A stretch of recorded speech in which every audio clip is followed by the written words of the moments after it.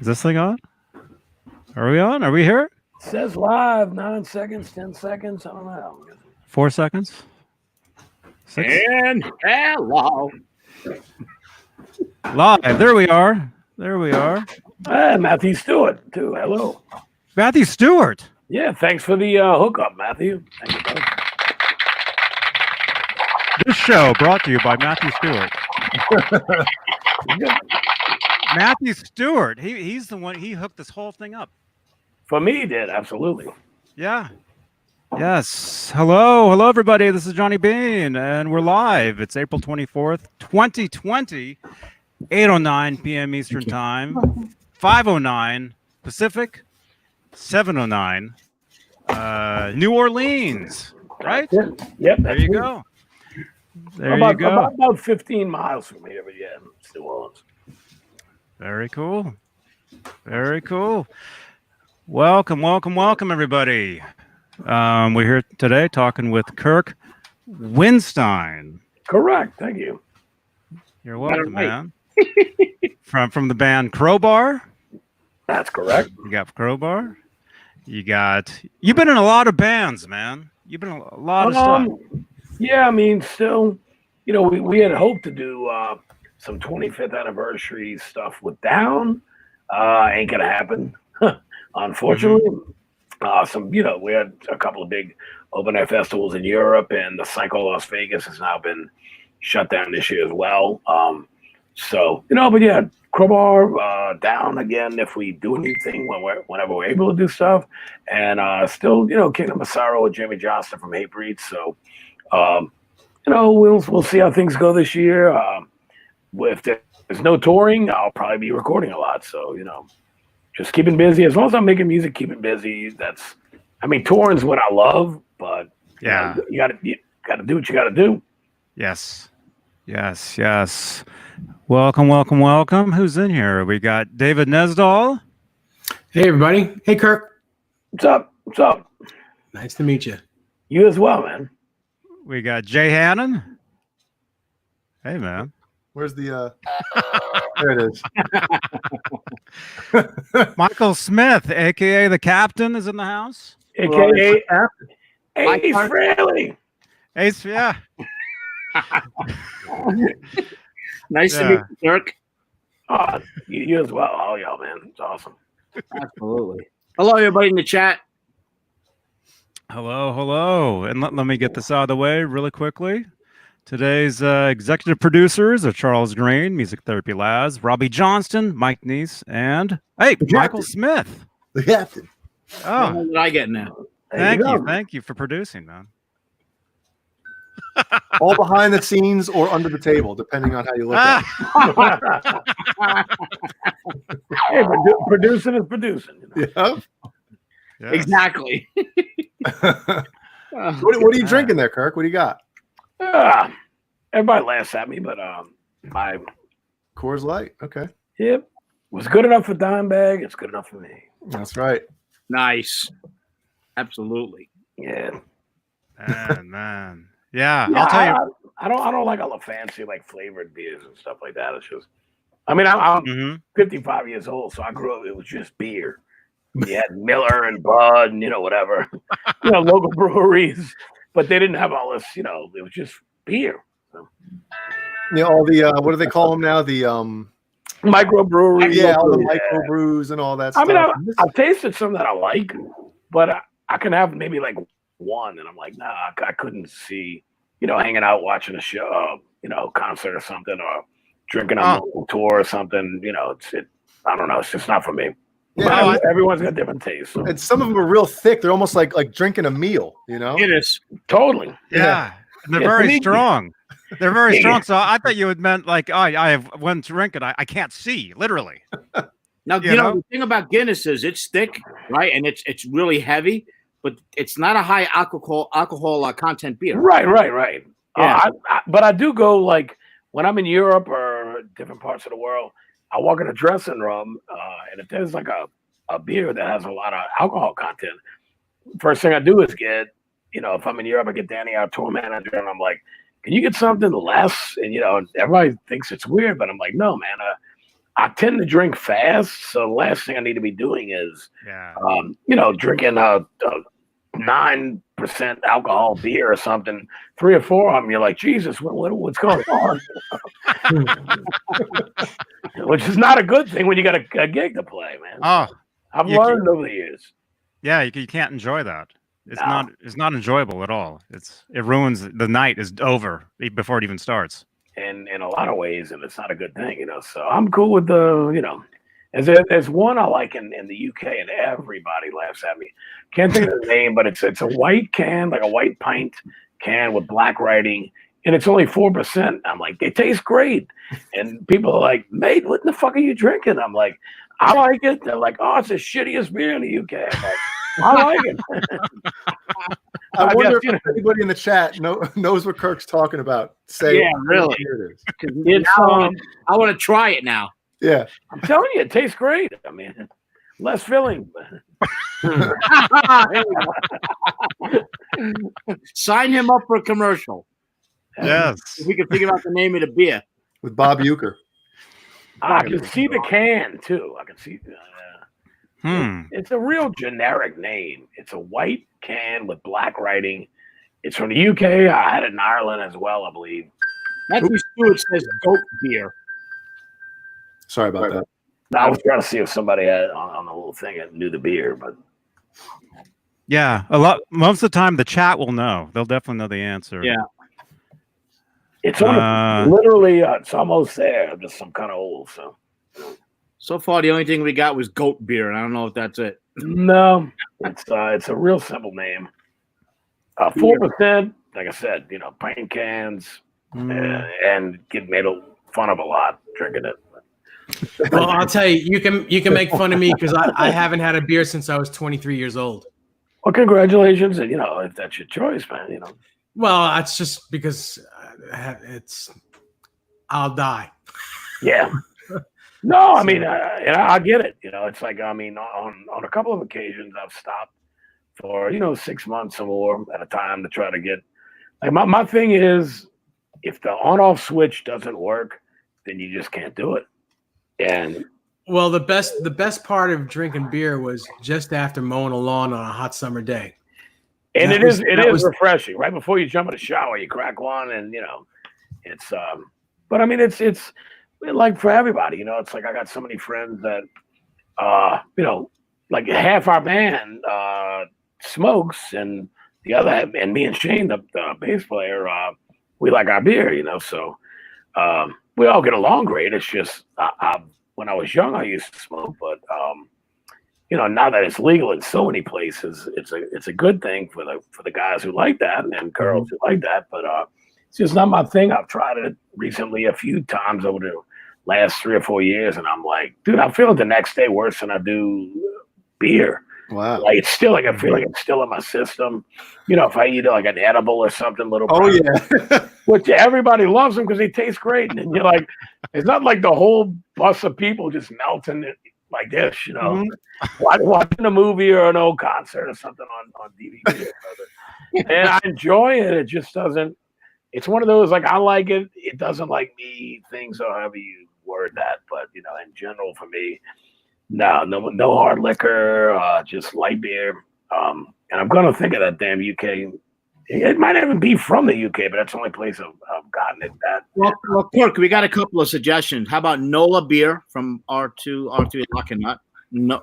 Nola beer, is that it? It's probably New Orleans. There's a one that my wife. New Orleans. Oh yeah, right. And it's a Nola Blonde or something, I believe. How about Flat White? Never heard of it. Well, that doesn't mean anything. It might be the most popular beer in the world. I don't know. I never heard of it. I'm reading off in the chat room. Oh, okay, let's see. No, definitely not goat beer. And hi, Thomas from Santiago. Can't wait to get back to Chile. But proper job or Carling, is that it? That's it, Carling. Whoa, look, Shauna Marie Cristalis. Look at that. Nice. There you go. There's a ding, ding, ding, ding. Carling, that's it, yeah. I don't see it on my little thing, but yeah, that's definitely a Carling. Like, I have a couple on my amp or something on stage, and then after, mate, what in the fuck are you doing? I'm like, I'm jamming and drinking some beer. That's what I do. Oh man. Yes. Wow, good stuff. So, yeah, Johnny. Man, who's looking at this? We got how many people are watching this? We got about 50 people watching this. 51 people watching. All right, well, keep going. More rolling in. See. Who do we got? We got Blackjack Guitar Nut, Boner Jams, Sandra, Caleb Rappaport, Amanda Coombs, John Beal 5150, R23 Locking Nut, Hugh Caldwell, Matthew Stewart, of course. Thank you again, Matthew. Thank you, Matthew. Charles Smith is watching. Brendan B. Squared. Janice Lala. And everybody. A lot of people. And they're still rolling in. Yeah. We got some questions popping up in the room for Kirk, too. Yeah, sure, man. Thrash Metal on Fun Riff says, you got it? There you go. There you go. Look at that. There it is. Sure. Can Kirk explain how you write riffs on 6 and 7 string guitars, harmonizing in different tunings? I've never played a 7-string guitar in my life, and I never will. Nothing against them, but I've been tuning to B standard and drop A since 1988, and they really didn't have them back then. Like Matt Brunson, our other guitarist, plays 7 strings exclusively, but he's also, I'm almost old enough to be his dad, so it's a little different era. But he's a great player, of course. But as far to me, the thing is, in all honesty, when I tuned to E standard or E flat or whatever back in the day, doing my cover song bands, doing the Priest and Maiden and Saxon, Twisted Sister, Motorhead covers, whatever. We did Anthrax, we did Megadeth, all Slayer, the whole 9 yards. But when I got away from that and started doing my own thing, I mean, it's been for me, over 30 years now of tuning to B standard, drop A, or with down C sharp standard or drop B. So I just think of it like, to me, and all the guys know it, I'm like, yeah, hit an E. Well, even though it's really a B, they know what I'm talking about, I fret power chord on the 5th fret. It's an A to me, even though it's really an E technically. So I don't think outside of that anymore. When I pick up the guitar, it's E, it's A, it's B, it's whatever, F sharp minor or whatever it might be. As far as harmonizing and stuff like that, I'm totally self-taught by ear. I have no musical, I don't know any theory. I don't know any technical stuff or anything. I don't even know the names of the chords I make up, honestly. I try to break the rules a lot because I don't have any rules, because I don't know what they are, and that's the truth. So I think it helps me be, whether you love it or hate it, or it's just okay, I get it. But I think it helps me be original in the way I write, the way I approach guitar playing, and all of that. I just emulate the guitarists that I like. But when I'm doing things like harmonies, a lot of times, the thing is the other 3 guys in my band are all amazing musicians, but they can all read music. They're taught. I mean, Tommy can read drum stuff. Matt can read, sight read and play classical guitar stuff. Shane, our bass player, has a jazz degree from Southern Mississippi University. He can, read music as well. And also, really, I'm like the shitty guy in the band.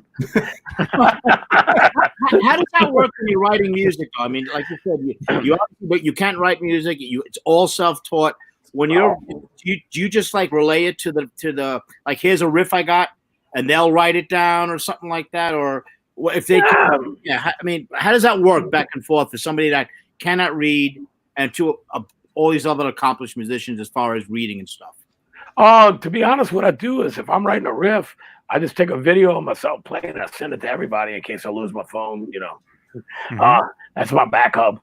But we write together. We really do. I always, go out.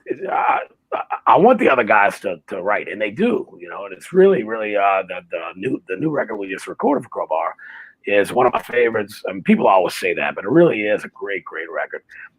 From front to back, every riff, every song is really, really good. And I had a lot of input, as always, from Matt and from Shane as well now.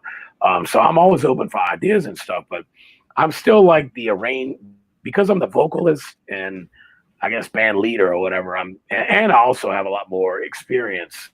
I have 18 albums out between Crowbar Down and Kingdom of Sorrow and my solo record, and the new Crowbar will be out hopefully around September. That'll be 19. So, number 20 will be soon if we can't tour.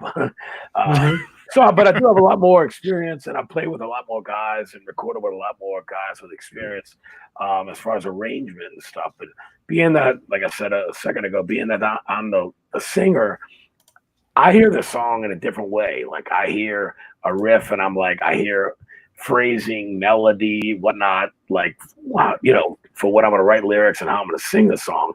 So they're all fine with that. I kind of arrange everything, but I'm open, I mean, like when we write, every incarnation of Down, which really it's always been myself and Pepper, and Phil and Jimmy, and we had Big Todd, Sexy T from Crowbar in the beginning, and then Rex Brown for a long time, and then Pat Bruders, who played in Crowbar for a while, a long time, actually 9 years with Crowbar.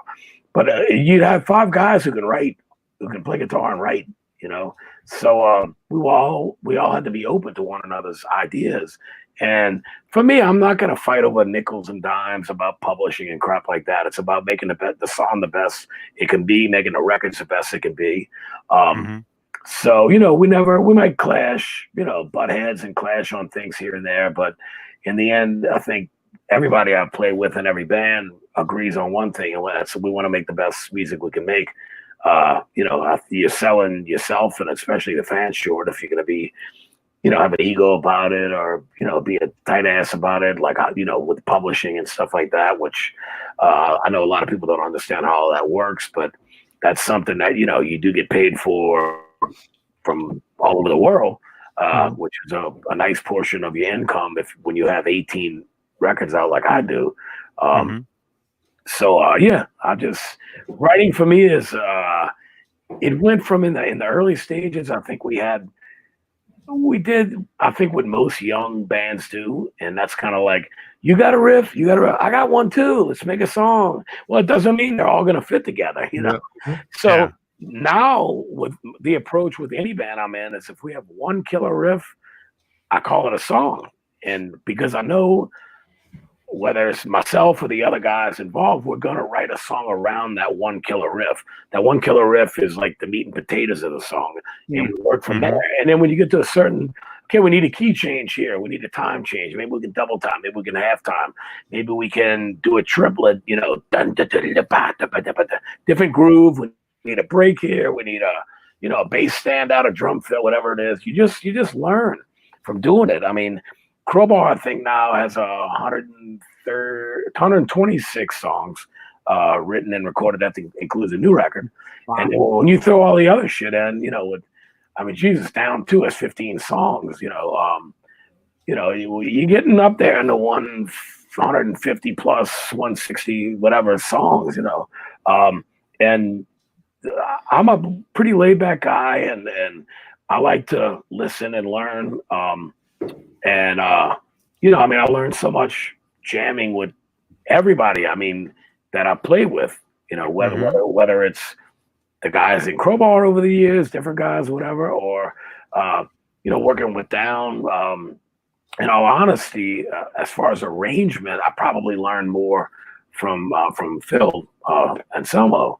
As far as arranging, he taught me a lot because he produced a self-titled Crowbar record, and he was a fan and always been one of the best friends I've had.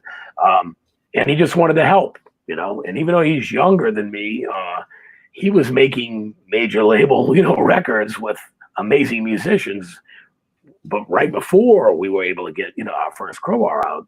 So, learning, watching those guys, having the absolute, there's not many people that can say that they watched, one of the best heavy metal bands, in my opinion, of all time, Pantera, grow from doing cover songs and watching those guys develop into the monster that they really did become.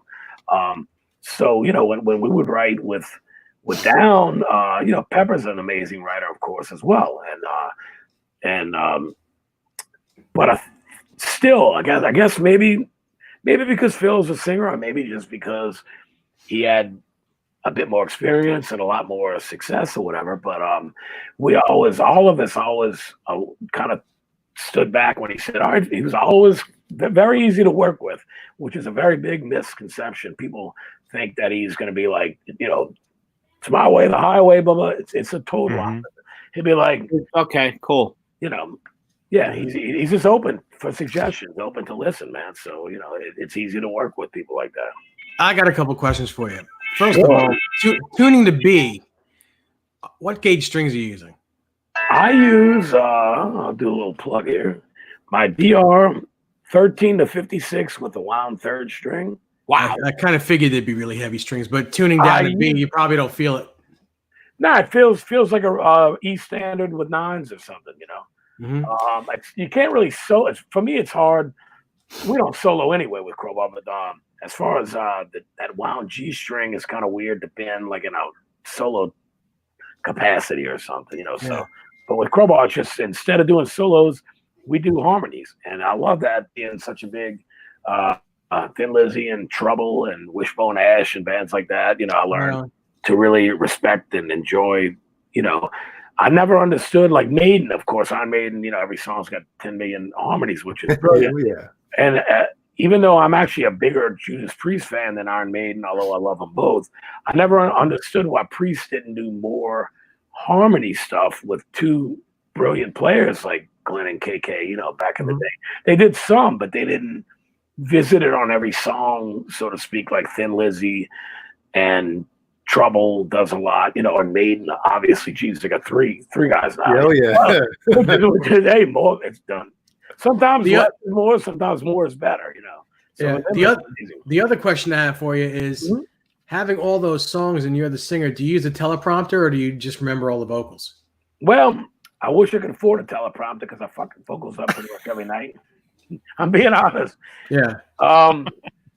The thing is, even playing, the thing is, I've always considered myself a guitarist and a songwriter and a riff writer first and foremost. I just happen to sing also, and I think over the years that my voice has gotten a lot better over the last 30 years. Like when I listen to the old stuff now, I cringe. I'm like, oh my God, it's horrible. I mean, but I think I've learned. I'm limited. I do have a really good range of my vocal range as far as when I can notes I can hit and whatnot. It's actually good. My problem is I'm not patting myself on the back, so to speak, but I have a great ear and I have a very good range of singing. Problem is, listen to my voice. It's horrible.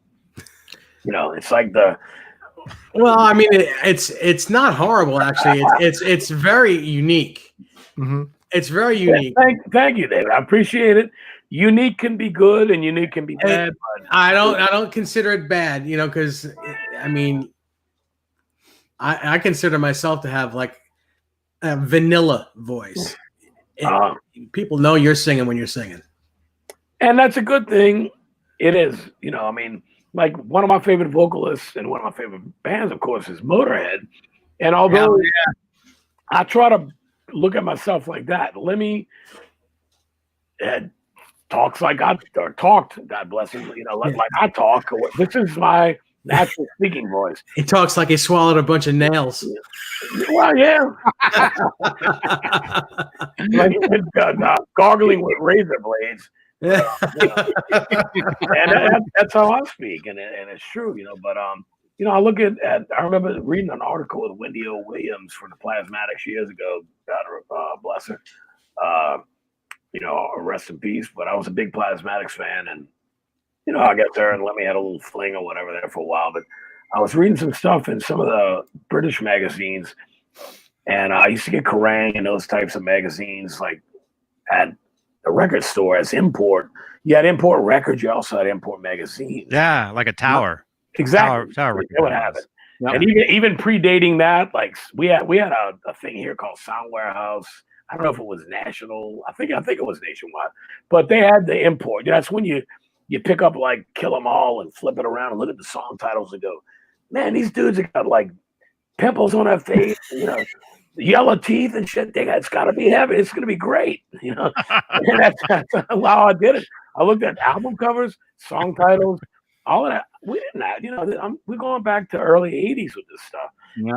But to went back to my original thing, Wendy O. Williams, she said my two favorite singers are Lemmy and Ronnie James Dio. And they're actually probably two of my favorites as well. Dio, obviously, being, you know, quality-wise much, much better. But she said her thing was, you know, because of the feeling and the emotion. And for me, that's what music's about. It's regardless of, you know, precise guitar playing or whatever. If you don't play from the heart, it ain't worth a shit. Same thing with singing. If you're not crying your heart out or screaming your heart out, you know, regardless if you're singing about rainbows or you're singing about trying to get laid like Lemmy or something, you know, it's still got to come from your heart. You know, it's got to be like, for me, being such a huge Kiss fan, one of my favorite Kiss songs is "Going Blind" off of "Hotter Than Hell." I have no idea what Gene's talking about. It's very weird lyrics, but the song itself is just amazing, you know, and it just, I love it. I love it. I love the Melvins version. Actually, my wife likes the Melvins version better this year, that first. But anything with the Melvins, you can't go wrong. And they're huge Kiss fans and great guys. So, you know. Yeah. Like that. I got introduced to the Melvins back in the early 90s. So I was jamming with the punk rock drummer, and she's like, "You got to check out the Melvins." Oh, amazing. Yeah. Definitely still one of the best live bands I've ever seen. You know, they toured with Down we did 2 months together. We did like a month, took a week off and did a month, and they toured as direct support for Down. And I was just like, you know, like, how do you go on after this? But they, you know, it was great because it just got you pumped up to play. And I watched every show every night, basically, you know. Well, I have a couple things now, if you don't mind. But before I get there, I have a quick, you bring up Lemmy. I have a quick Lemmy story, and you probably have heard this one, but I was getting a couple tracks from a bass player. I'm not gonna name his name on here, but when I first got the track, you know, to mix it and stuff, the bass track was a little bit farty in a couple spots. You know, I was clicking on a couple spots, so I was like, "Hey, can you know maybe take off the compressor, send me the straight DI or whatever?" So he writes back, as Lemmy once said to his monitor mixer, "Do you hear that awful sound? That's me. Turn it up." So I was like, "Hey, man, I can't argue." I love it. That is so Lemmy. Yeah. My God, that is awesome. I can hear it. I can hear him. You know, I had the pleasure of meeting him quite a few times, and you know, he's one of my biggest idols and influence still today, of course. Wow. But yeah, that's Lemmy. That's perfect. Yeah, you hear that awful sound, mate? Turn it up. That's great. Yeah, I'm gonna jump in real quick for your next question, Jay. Of course, yeah. There's a video on YouTube. You can pull it up, and they're asking Lemmy about his sound. You know, and he goes, you know, the gravity. Most bass players play like this, dum dum dum dum. They turns around to his rack, and he goes, "Where I do, it turns up to 10." Yeah, that's Lemmy to the bone right there, man. Oh my God, yes. Like a Motorhead story, real quick. I remember Motorhead, I guess, took Ozzy, you know, Blizzard of Oz, the first incarnation of the solo band with Randy Rhoads and everything. I think Motorhead took them on that first tour. It was like it was probably Another Perfect Day Motorhead album, which to me is a great album with Robbo from Thin Lizzy on it. But a very underrated album. I hated it when it came out, and now it's one of my top 2 or 3 Motorhead records. Which album? Another Perfect Day with Brian Robertson from Thin Lizzy on guitar after Fast Eddie had left. I was reading something, and you know, in Circus Cream, one of those, you know, rock and roll heavy metal magazines, and you know, the Motorhead thing was like. It was the famous quote, you know, like, yeah, Motorhead's the kind of band, if we moved next door to you, your lawn would die, thing or something. And I'm like, oh my God, look at these guys. You know, he's got like warts and everything. You know, the hair's all stringy. I'm like, this has got to be heavy. And I bought No Sleep Till Hammersmith, a live record, as my first Motorhead experience. And I listened to it a couple of times, and the only song that I actually liked at first was Iron Horse, Born to Lose. I thought it was too heavy. I'd never heard anything so raw, on a record, a live album. I mean, there's feedback, they're fucking up a little bit here and there. I mean, just raw. I mean, Filthy Animals, brilliant, but and one day I said, you know what, I'm like, this Motorhead band, I'll try again. I'm like probably 16, 17 years old. So I put it on, and then it just hit me, and I'm like, this is amazing. And they've been, one of my favorite bands. I'm like probably 16, 17 years old. So I put it on. What happened? That was a weird audio thing. Whoa, that looked. I think there was a glitch. There was a glitch in the Matrix. Holy! I saw that. That was. It's weird. like you slowed down. It's like you were slowing down, then stopped. I thought I died for a second. No, everyone looks alive. It's Back to reality. Yeah. Oh man. Too many people on the internet. Well, I do have one or two more things for you real quick before we get back. But the funny thing, I have one more funny Lemmy story. Back in 2005 or 6, my band opened up for Motorhead at the BB King's in New York City. Yeah, I played that one time. It was cool. We got thrown out of our dressing room because he wanted it. Well, hey, I mean, it is what it is. Somebody walked in from his crew, and they're like, "Hey, Lemmy needs this dressing room too," and we're like, "Okay." We just got the frig out. Man. We didn't give a shit. You didn't get thrown out. You were asked. And then we were asked, but it was basically like telling us, "Get out." Dressing room. We're like, "All right, it's fine." So we stood in the hallway. Hey, dude, I've done that a million times. Even today, like when we play, because we can't afford a big nightliner, a big fancy bus. We get the bandwagon, like 3/4 bus or whatever. It works for Crowbar, and it's great. Most of the bands on our level use it as well. But that's our drill. Like, we try to be cool about it. It's like, if we have bands on tour with us who are in vans, or we have. Now, local bands are a little bit different because a lot of times the kids live 5 minutes down the street. It's like, you don't really need to be here at noon. No disrespect, but trying to get your gear on stage and all this kind of stuff. But even with that, we try to always, if the promoter, my wife, Robin, in the States at least, advances all the shows for us and touring. If they're like, look, we only have one real dressing room and we have a couple of bands beneath us that are supporting, we're like, you know what, give it to those guys. We're fine on the bandwagon, just bring our beer and water and whatever on there, and we're comfortable. I don't want dudes sitting on cabinets in the corner or standing in the hallway or whatever. So we try to accommodate everything with stuff like that. If the venue is, and the same thing, if we're a support act on a tour and there's not really a proper dressing room, we're like, well, just give it to the other guys. We're fine.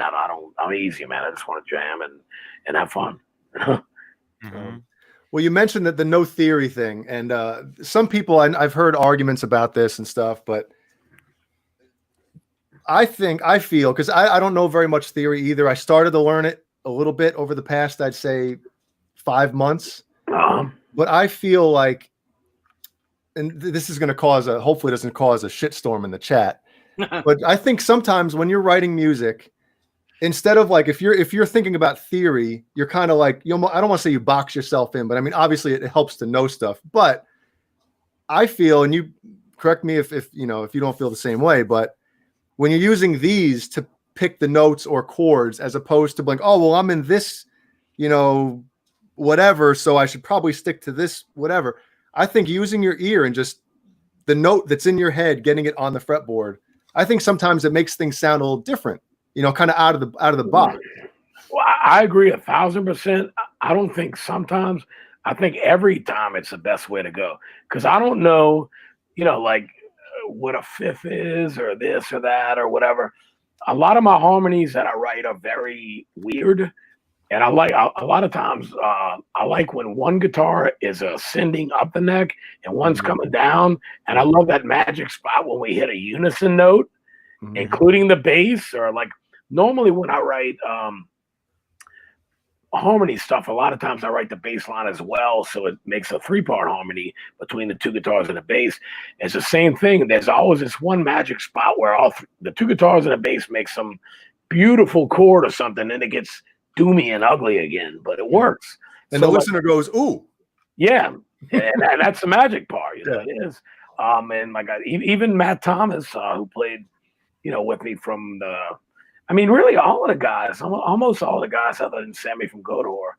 He's like me, just an ear player, great player, of course, and great friend. But all the other guys like Matt Thomas in the early Crowbar stuff, he went to the University of New Orleans and learned guitar. So I'm always with these guys who know all this stuff, and I'm like, he'd be like, "Well, what are you doing there?" And I'm like, "I don't know." And he's like, "Well, I was thinking," and I'm like, "Yeah, but that sounds a bit generic. No disrespect to Matt."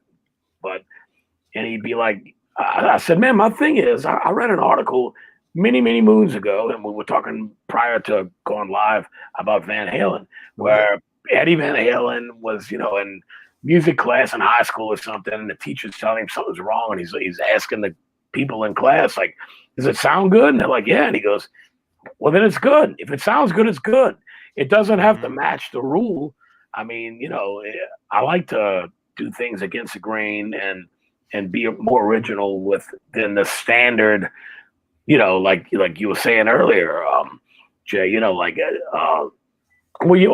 doing this, so I have to do this, or I really should probably do this for the harmony." It's like, no, I try to do the weirdest shit I can find. And on my new solo record, it's the same thing with the bass. What I did is I tuned the guitar to D standard, and there's no drop or anything. It's just D standard. And then I tuned a 5-string bass to D standard with a drop A string. So all the low stuff on the solo record is coming from the bass. The guitar is thin, it's clean on a lot of stuff, and a lot of single note stuff, but there's a lot of really cool bass line stuff that makes harmonies and whatnot. And that's just like, even Dwayne Simino, our producer, he'll look at me like he did this. It was just me and him doing a solo record. I mean, he played the drums, he did the extra little keyboards and things like that. I did all the guitars and bass and vocals and everything. But he would look and go, "It's weird, but it works," Yeah. And I'm like, "Well, let's just give it a listen, a couple of times." And we both say, "Hey, works. We're good, man. Let's go on to the next part," Yeah. Weird can be amazing. Absolutely. It can be shitty too, but exactly. But more often than not, I find that it is amazing. It's just doing your own thing and doing something unorthodox, something avant-garde, whatever the hell you want to call it. Just something different. It really, to me, makes it special. It makes it different. Like you said with Eddie Van Halen. I mean, what as far as I'm concerned, talk about a musician outside of the box. You cannot get more outside the box than Eddie. I mean, he just came up with his stuff because he was not, he made it up basically. He said, "Yeah." I mean, he what he wanted to hear is what he does. I mean, that's the genius of him, of course. He can mimic it on a guitar. It doesn't even sometimes like honestly, the first time, and like I always say, keep in mind my age. I was 13, 14 years old, probably 13. When I first heard Eruption, and I was like, of course my jaw hit the floor, but I thought it was like 3 or 4 guys playing guitar.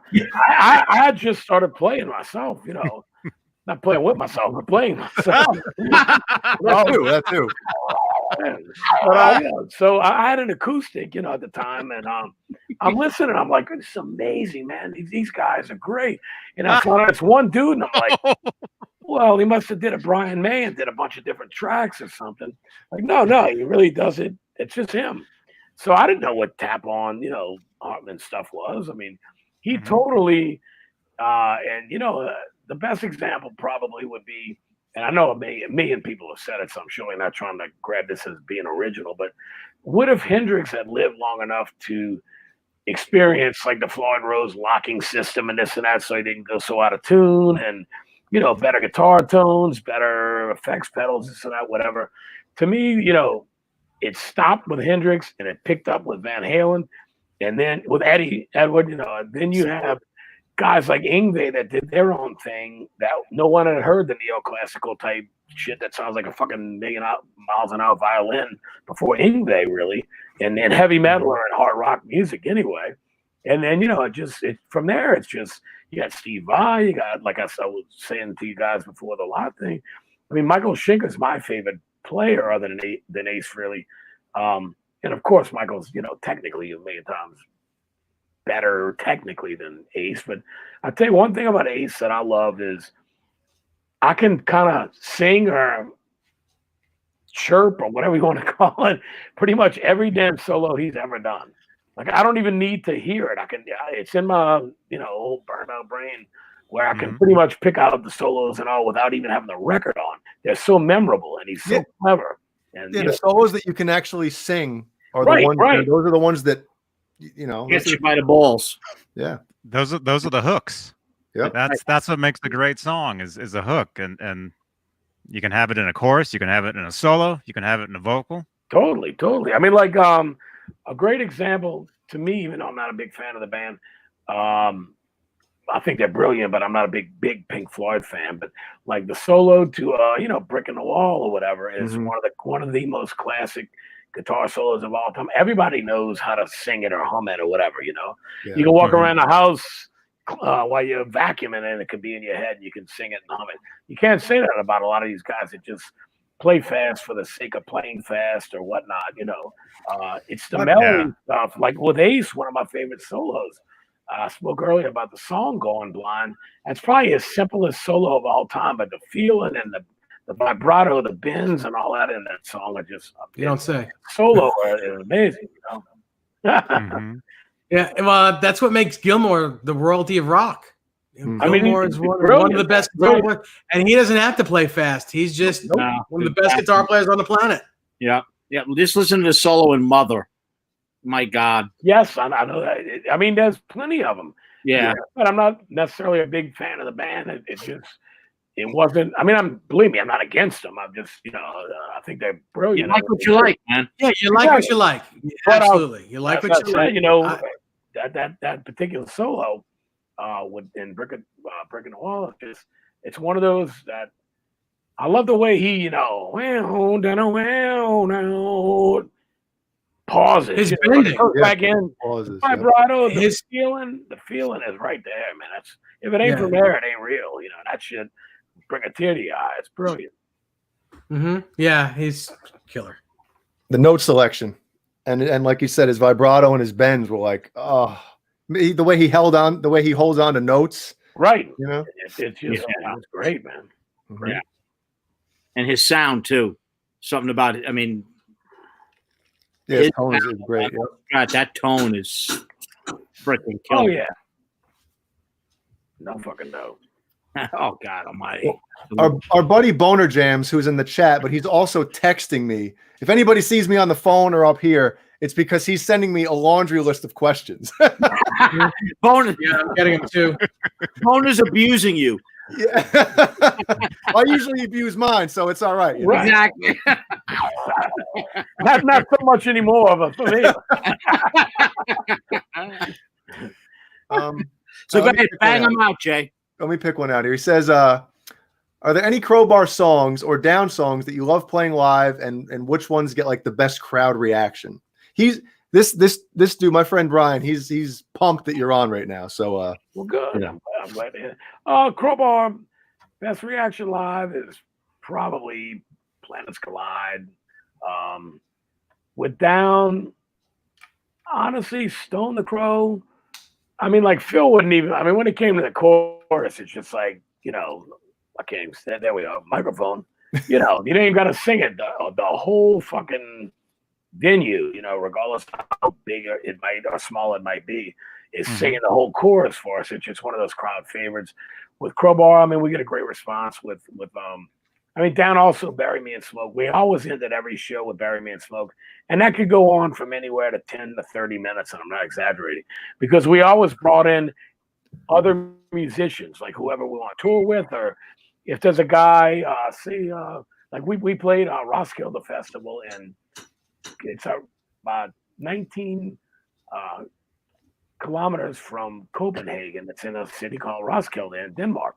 And Mike Borden from Faith No More and Ozzy, he's the only person besides Jimmy Bauer to play the whole song. But normally we'd have guys come in at the end after Pepper and I did our solos. We'd hand off guitars to people, they'd play, they'd solo, whoever we knew, friends that would come out from other bands or bands we're on tour with. Mm-hmm. But we're getting ready to start Berryman Smoke at Roskilde. And I turn around to look at Jimmy, and there's Mike Borden. I'm like, hey, man. So he played the whole song. He's a big fan of Down. We did the 2002 Ozfest. He didn't play. He was with Ozzy, so they didn't go on till 10 or so, at night. But we were playing. We were closing the at that time there was two stages, and they didn't alternate. It was just our stage. The last three bands every day were Meshuggah, Hatebreed, and Down. And then immediately, sometimes as we were finishing, I could hear Phil talk, or we're still playing. I hear Black Label, I hear Zach in the back on the big stage. Wow, they're getting rolling with it. And then he would play with Ozzy later that night. But yeah, Mike Borden would come every day and just stand on my side of the stage pretty much. And Kirk, you need another beer? I'm like, yeah, man, thank you. He just sit there with the side fills. None of that microbrew shit though. Give me a course. No. All we had was cool. Yeah. Give me one of those white ones. Yeah. Yeah, Carling. Yeah. Carling. Somebody got it.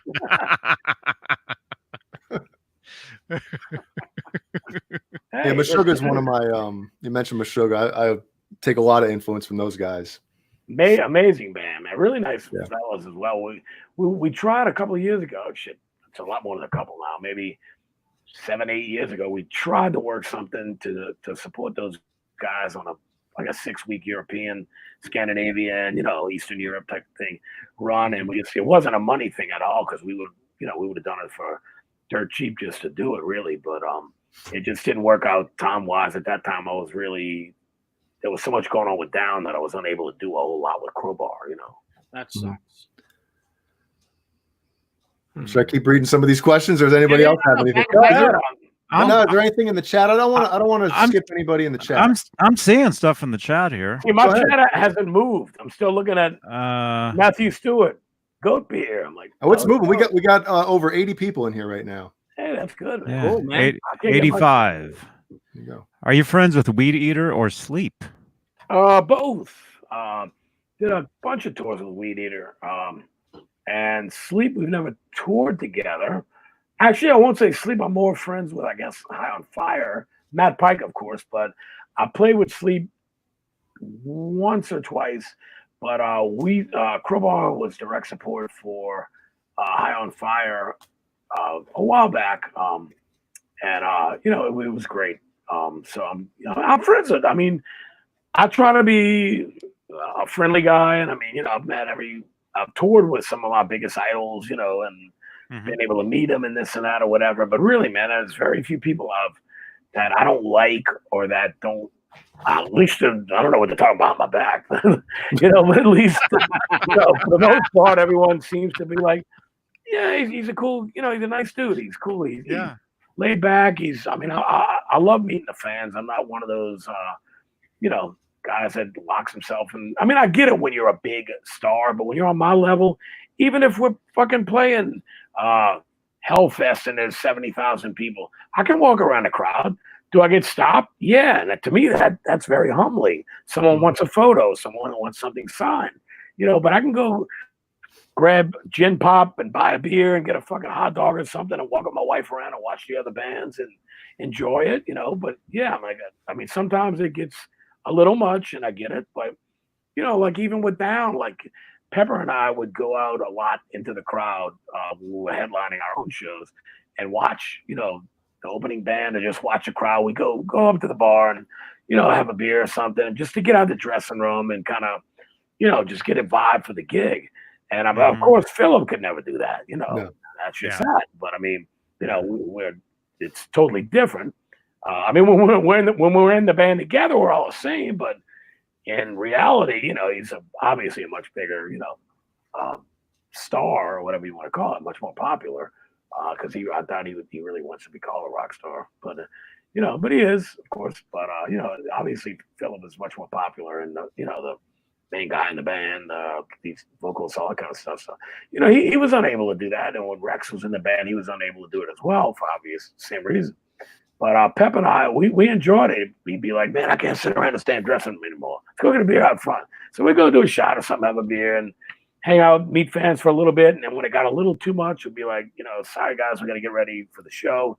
But we'll be, when the show's over, we'll be out by the buses and, come on by. And I mean, I remember many, many times, and it's honest to God's truth, Phil, in the pouring rain, cold, with a fucking, I won't say pouring rain, but just shitty weather, snow, whatever, with his hoodie over his head, standing behind a barricade with security, but signing everything for every person that came by. And then that's cool, man. And we all did it. And I remember when Pat Bruders had first joined Down, we was somewhere, and Phil was out there. I remember I had already done my signing stuff, so I went on the bus, and I remember Phil literally popping his head into the bus and going, Bruders. And Pat's like, yeah, man. He goes, did you sign shit out there? Because that's part of the job too. And he's like, yeah, I did. I took some pictures and signed. He's like, all good, man. So, I mean, some bands can't do it, and I get it, but some bands don't want to do it, and I don't get that, and I'm not disrespecting anybody, but, if you don't want to meet your fans and try to, like the many times that I was lucky enough to meet Lemmy, for instance, he was always extremely down to earth, didn't mind taking a picture, cool as fuck, I mean, we toured with Down, we toured with Heaven and Hell, 2 tours, one in Canada and one in Australia and New Zealand. We toured a couple of times with Metallica, and it's like, even the Metallica guys, it's like at the end of the night, it'd be like, oh, it's cool for y'all to go into that dressing room. So we'd go. And then, I mean, James being sober, he'd hang around a little bit and then he'd go get comfortable and do his own thing, which I absolutely respect. But, Lars and Robert Trujillo mainly. I mean, Hammett too. They were all into wine, which I'm not a wine drinker. But a lot of times Lars and Robert Trujillo would be like, "Hey man, you fellas want to go at car service? You want to go to a bar or something? And we got a roped off VIP. Of course, drinks are on Lars.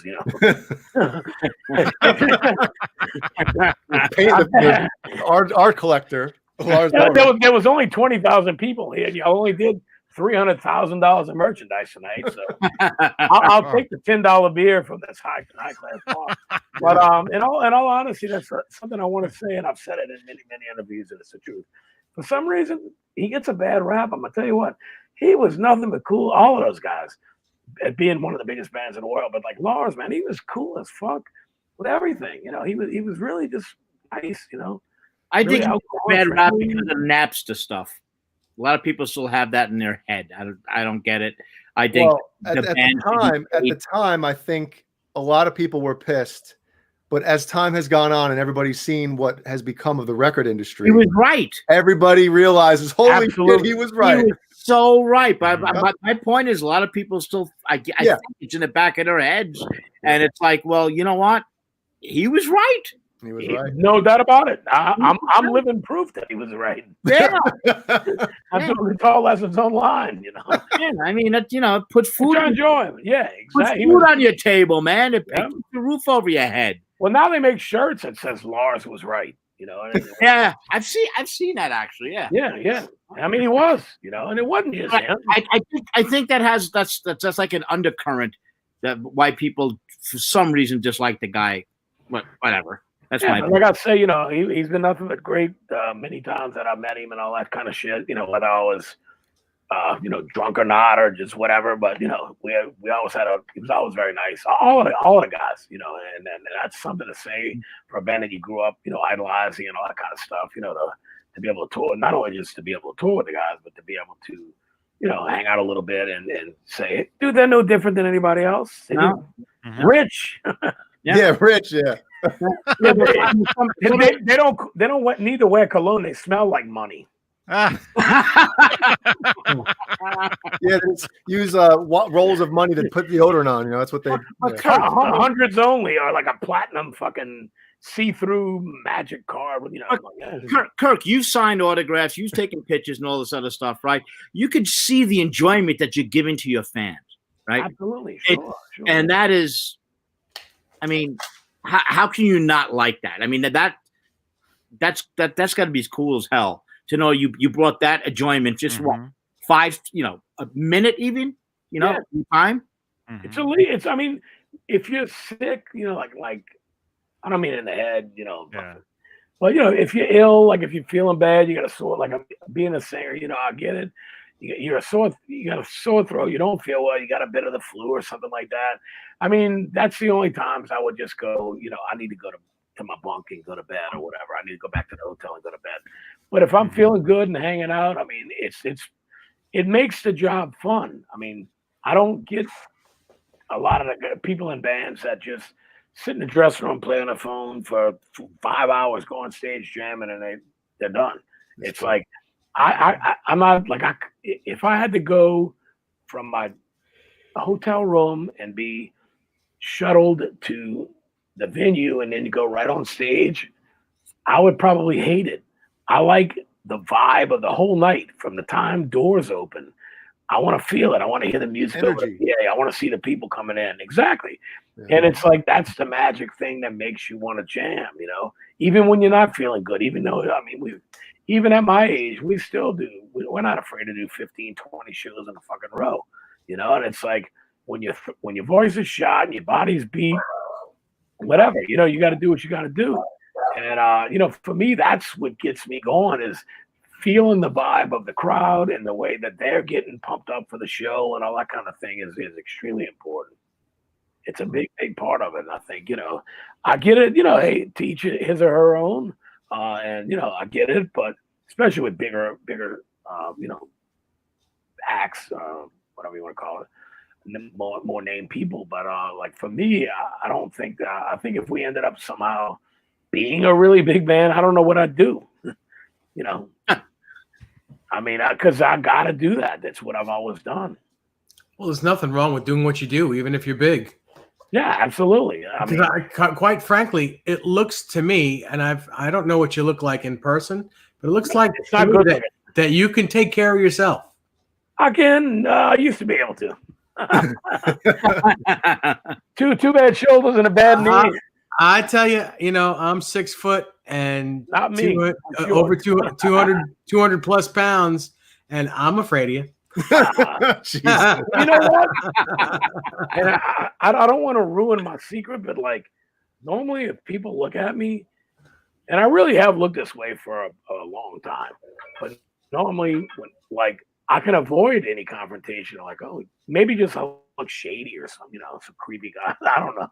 But for me, I've been able to avoid. I mean, and luckily, I've been in very few fights in my entire, life. I'd be a liar if I was like, yeah, I'm some tough guy. But normally, I've been lucky enough if I do stand up to someone or whatever, that it's kind of like, all right, man, we're cool.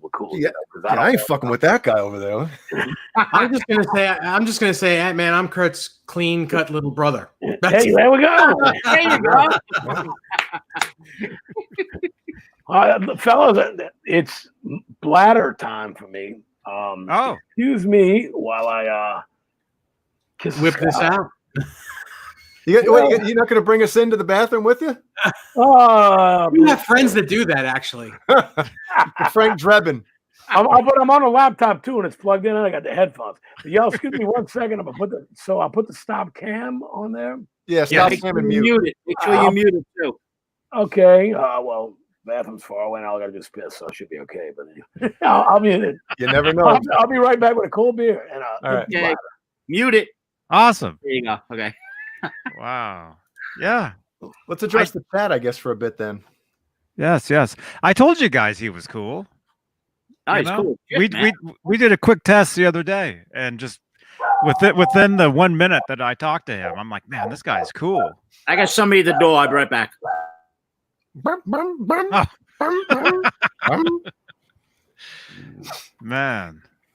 Man, this is cool. Andy Milner says Kirk is the meanest looking sweetheart on the planet. Yeah, and Jeff T wants to see Dave. He wants to see you in that beard. I'm sure. Might take you a few days to grow that, you know. Yeah. Not a Jimmy chance. Jimmy Hatcher wants to know where's Jay's shirt from. He's got that Morpheus Descends out in the car. This is from him, this shirt. Thank you, Jimmy. Nice. Yeah. There it is. Yep. Let's see. Edwin Crane is watching. Rick Hefner. Uneffin Believable is watching. John BL says he's here. Oh, he says great show. John BL, thank you, man. Is he talking about last Saturday or is he talking about tonight? He's talking about tonight. Because last Saturday, man, that was even though I was only on like 40% of the show, it was awesome. Even Poor John BL took hell that night. Oh, he did. He caught a lot of hell, and you know what?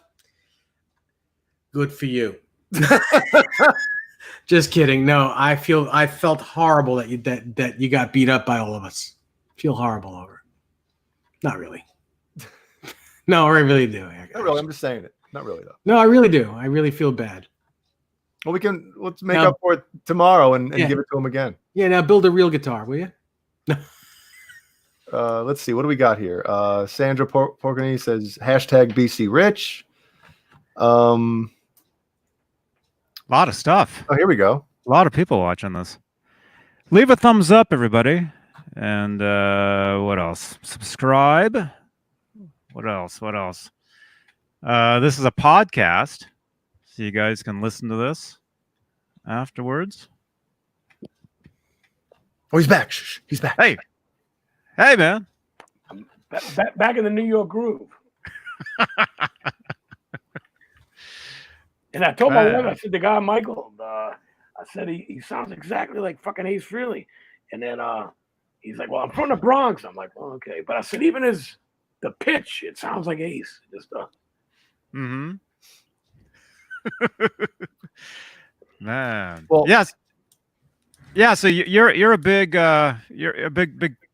classic rock fan. I get like Kiss. I saw something where you're talking about how you were a Kiss and Van Halen fanatic. I pretty much am. I really loved Van Halen with Sammy as well, but I thought they were great. I didn't buy the records because they had so many hits on the radio and on MTV. I really didn't need to buy the records. But yeah, Kiss and Van Halen. My life was Kiss from about 1975, 76 till about 79 when I really discovered Van Halen. Mm-hmm. And as we spoke earlier, I was able to see Van Halen 5 times, the original Van Halen 5 times with David Lee Roth. Once on Women and Children First, 80 Invasion. I saw him on Fair Warning Tour twice in 82 on Dive It Down and once in 84. And then I haven't seen any of the other lineups or whatever, but yeah, Van Halen and then Kiss. I mean, unfortunately, I wasn't able to see the original Kiss until the reunion stuff in '96. Yeah, same here. We didn't have a proper arena or whatever here. In the '70s when I was a kid, you either had to go to Baton Rouge an hour or so, or to Biloxi where I saw Van Halen all those times. But the problem was, with my dad was in business for himself, so he really couldn't take off work, and he got up so early. These shows weren't on like Saturday night. It was like fucking Tuesday or something.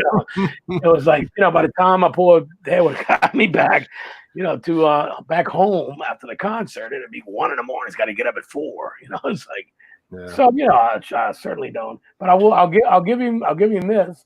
He's a huge Judas Priest fan. That's his favorite band, heavy metal band of all time. My father, and still is to this day. He's 79 years old. But when we saw Priest in '84, I guess it was, so on Defenders of the Faith, they played in Biloxi, Mississippi. Like I said, no place in New Orleans to play. And he told all of us, he said, look, I'll be y'all's designated driver because I just want to see Rob and see the Priest. So he drove, we drank, listened to Priest and Motorhead and Saxon and whatever the whole time except, Iron Maiden. And he drove and let us drink. And then we kind of got there and chilled a little bit. And, doors open. He let us do our thing, and he drove us back safe. He enjoyed the concert. He actually went with me to see Kiss and Wasp as well. And I think he came again actually on his birthday. I had tickets from Motorhead at House of Blues many moons ago. And Mickey D had gotten sick. And I think I guess Nashville Pussy or something was opening up. But I was going to take my dad to eat at the House of Blues here in New Orleans. It's in the French Quarter. And then we were going to go see Motorhead. And then I remember Jimmy Bauer calling. He's like, man, I hate the fucking rain, piss on your parade. He goes, but Motorhead canceled. I'm like, what? So I called, this is way back. So I called the House of Blues box office, and they're like, yeah, Motorhead canceled, but you can come see Nashville Pussy. I said, well, I like them, but no. And to be honest, I never even got a refund. I just kept the tickets because that's when I used to tear them in half instead of scanning them. Mm-hmm. So I take the end off, yeah. Yeah, I still got like full Motorhead tickets somewhere in my, boxes of Kiss memorabilia and whatnot. You can really screw with someone with that if you really want to. Sell them. They don't get the date. It's like, oh yeah, man. Motorhead New Orleans. Hey, Motorhead's back, man. They got a new bass player, singer. Did you guys do what I used to do? I used to slightly fold the perforation because when they grabbed the ticket, right. That way they would tear the perforation. Yes, because like my first Van Halen ticket was guilty. A little orange paper thing about this big or whatever, and they didn't rip it in half. You can still see, but you can see that the actual ticket cost $9. So, oh man, those were the days, huh? Yeah. That was my first real concert. Like at an arena or whatever. It was like 80, somewhere around there. 80 Invasion. Man, $9. But at the same time, that's when bands were selling records. Yeah, so exactly. I saw Queen in 1980. 20th row orchestra in Madison Square Garden, $20. Jesus. So Kirk, I saw 20th row in fucking New York City. Yeah. I saw Van Halen for the first time in my life. I was 11 years old, 1981. And I didn't know the band was called Van Halen. I thought the venue was called the Van Halen because I was 11. What the hell did I know? Yeah. Oh, I'm going to see a Van Halen. What's a Van Halen? I don't know. I'm going to see Van Halen in Van Halen. So I thought it was the dude, like Van Morrison, Van Halen, Yeah, I didn't. I thought, my friend and his dad. My friend says, "So you want to go to Van Halen? Do you want to go to Van Halen with us?" I'm like, "Okay, what's a Van Halen?" Well, come, we'll show you. So I went there and saw a band. I was like, okay, this is a Van Halen. Okay, cool. I go to school the next day, man. I went to see a Van Halen. I'm like, what's, and they're like, oh, the band Van Halen. I'm like, is that what that is? Like, stupid. But it's not stupid though, because we didn't know back then. I mean, 11 years old and I'm seeing tits all over the place, Right. The red guitar. We didn't know any. Mom, you never guessed what I saw last night. You saw a rock band, and a bunch of boobies. No, Dave actually thought boobs were called Van Halen for a couple days. I saw Van Halen's all over the place. I love Van Halen. No, I knew what those were at 7. Sad thing is, being my age, you would get excited as a young boy just looking through the bra section of the Sears catalog. Well, listen, I just turned 50. I'm right behind you. I just turned 50 on Sunday. Kirk, how old are you again? Kirk. 55. I just turned 55 on the 14th of April. I'm going to be 55 in June 7th. Come on, dude. Dang. All good. I'm much older. We got three AARP card holders here. Yes. The good thing about turning 50 is I bought 2 guitars and an amplifier. Hey. Yes. There you go. Lucky for me, my wife's sweet enough. She knows. She works her ass off, but she knows how hard I work. So if I want something, not really guitars, but like amp stuff, I'll be like, babe, I found this on eBay or on Reverb.com, and she's like, we've been doing good. Go ahead and get it. I'm like, oh, thank you. Yeah, I gotta admit, as she may bust my chops a little bit, but she really doesn't give me a problem with buying gear. And the other 2 years ago, she bought me an '86 Kramer for Oh yeah! Wow! Yeah. Beautiful Kramer Pacer. You're a blessed man, David. She got No, to show Kirk that, man. yes, I'm blessed to have her. Absolutely. Yeah, absolutely, 100%. Well, hey, speaking of Van Halen's, I mean boobs. Bry the sign guy says, Kirk, have you autographed boobs? I mean, who hasn't? But you know, I have. Nowadays, if a girl says that, I'm kind of like, really? But normally, Robin will be like, just keep it up here. It's. Yeah, why are you signing them with your mouth? What are you doing over there? Not me. Only my wife's boobs, believe me. Sign her boobs? No, I don't need to sign them. You let's mean see. her Van Halen's? Yeah.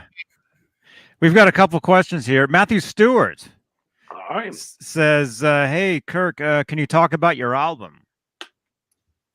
Which one? The new one.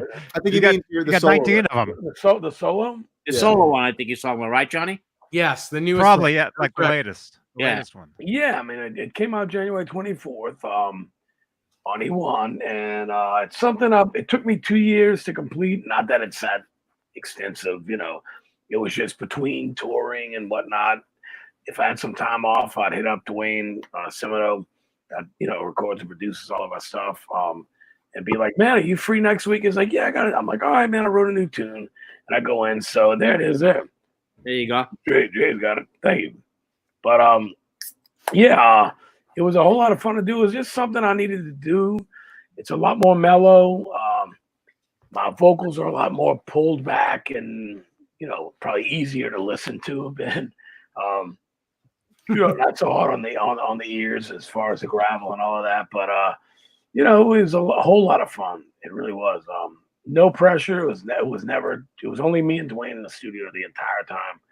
Except I did the album ends with a cover of Aqua Lung by Jethro Tull. And my daughter was in the studio. I had her that weekend. She lives in Baton Rouge area with her mother. So I see her a lot, but it's kind of like, she's 17 now. She's got a car. She's going on her senior year. It's like, getting where she's not just a little kid anymore. So it's easier for me to just go drive up on her and, we go out and have a nice lunch or whatever, late lunch, early dinner, and do our thing. So yeah, she was there when I sang Aqua Lung, and she was kind of, the lyrics are very strange to that song. Mm-hmm. So she was like joking in the car on the way back to our house, with snot running down his nose and all this shit. But yeah, it's not original tracks that I really love, and Aqua Lung. I've always wanted to do the Aqua Lung cover, and I told Dwayne, I said, dude, it's either going to be really, really good, which I think it is, or it's going to be a pile of shit. And I'm like, if it doesn't do justice to such a classic song and classic band, I said, I don't want to include it on the record. I'll just write another original. And when it was all done, we kind of looked at each other and said, man, it sounds fucking great. So I'm really proud of the whole record and the Aqua Lung cover as well. How about the original guitar tone on Aqua Lung? On the original, I mean, it's like a 59 Junior. That thing sounded incredible. I mean, the whole record. Yeah, I mean, it really did. I mean, like on that album, and like Look a Little Breath and Cross-Eyed Mary and whatnot. The heavier stuff. It's. I mean, like the solo. I had read something years and years ago. With Martin Barre, the guitarist, saying I think he did it in one take. I think they were like behind schedule or something, and it was kind of like rushed, and he felt a little rushed or whatever. So there's like some kind of brief, like when I tried to pick it out, not note for note, but 95% of the way he played it. I did. It took me about 2.5 hours, man. It's a very different type of solo. It's not just running normal scales and all. It's long. Like I was like halfway through, and I'm like, so is it the little ending part coming up next to Wayne's like, dude, you're not even close to halfway through. I'm like, Jesus. It's a long. You look on Pro Tools and you're like, whoa, we still got that. Yeah, right. I'm like all the way to there. He's like, and that's the type of thing. There ain't no fly in it. It's a different riff every bar or whatever, So Barre, no pun intended with Martin Barre, but Yeah, I took my time with it, and you know, I thought to myself, you know, that's an album I've always loved since I was a kid. I always wanted to cover it, so it came out. Fortunately, I believe very, very good, and I've really there's haters everywhere. So of course I've gotten some very little negative, you know, comments on it. Like, oh, At least they're still listening to it. yeah, Positive true, or negative. true. And I'm not listening to their record, so. Yeah, Yeah, right. That's No, right. but it comes I with always do that territory. when the hater guys come on a lot of times. I don't do it anymore, but I still think to myself a lot of times. I'm like, and how's your band doing? Because you know it's always something negative, and they're just blah blah blah. This Crowbar sucks. His voice is terrible. The riffs are. Well, obviously you're a disgruntled, angry person that didn't really do much with your music career. Otherwise, you wouldn't be bashing everybody, because even the band, I don't hate any bands, but even the bands I highly dislike, I still find no need to go say negative things about them and say, not my cup of tea. Why be a hater? Exactly. Hey. At the end of the day, we're the ones with the microphone. We're going to win the fight. Exactly. Yeah. You know, it's But the it truth. just makes no Exactly. sense. You know, if you don't like something, just don't listen to it. Don't watch it. Why spend the energy? That's what makes me laugh sometimes. I'm like, they're spending all this time either listening or watching, and it's just strange to me. It really is. If I don't like something, I'm not going to pay attention to it. That's it. Yeah, expelling all that inner energy to push out the hatred of something else makes zero sense, man. I totally agree, man. It's like, you know, my mom always said, and she was right, you know, if you can't say anything nice, don't say it at all. Ah, my mom. My mom always said, I guess that we're the same age, so I guess that was the thing back don't have nothing nice to say, don't say nothing at all. My But it's mom true. used to say, if you don't have anything nice to say it twice. Hey, that's even better, actually. But you know, for me, it's kind of like, you know, I used to feel like I needed to defend myself, and then it finally got to the point, you know, it was just like, oh man, it's just You're feeding into their negative energy. There's no, and that's what they want, you know. yeah, They want you to scratch that itch, and yeah, that's good. Yeah, not going to give it to you, man. I'm all about PMA now, positive mental attitude. And there's always the percentage thing. It's like, you know, let's just put it here: positive, negative. The bigger On Aqualung? Oh, the bigger, yeah. Oh, yeah. The bigger you get, the more fans you're going to get, and also more The people more that hate, dislike yeah. you. So it just Well, comes like- to the territory, you know. Coming back to like Metallica or something, or Kiss, you know, it's like I read so many people, you know, I'll post an old Kiss photo and they're laughing at it, like, oh, they're terrible. I'm like, it's you don't get it, I get it. It's my thing, whatever, and that's fine. Mm-hmm. But you know, I don't go get in some keyboard war with them or whatever. Everybody calls them like the keyboard warriors. Everybody's tough when you know, and sitting in fucking whatever. remember, you ever heard the old say? I think Mike Tyson said it. Everybody's tough until they get punched in the fucking face. And I'm not gonna. It's true though. It is like, true. It's like, you know, what's the deal? You know, why? Yeah. You know, why you gotta be negative, man? You know, it's and like I said, I mean, I've said it to a couple of. I remember we were opening for Sepultura and we were in France, and they had a guy that stood the whole big tall motherfucker. I mean, everybody in Europe's tall, and I'm short, so you know everybody's taller than me. But the guy's just standing there like this the whole fucking time, and I called him out. I was feeling good, and I'm like, you know, the crowd was kind of lame anyway, and I said, man, what? You can't get into it, bro. You know what's going on? He's just like, and I said something about, you know, like, anyway, man, how's your band doing? You know, like made that a little thing, and like people, you know, laughed a bit or whatever. Well, I'm like, you know, surely this guy's gonna fucking go crazy during Sepultura. Well, guess what? Sepultura comes on here, and they're headlining. I'm like, why are you here? Why did you even come to the show?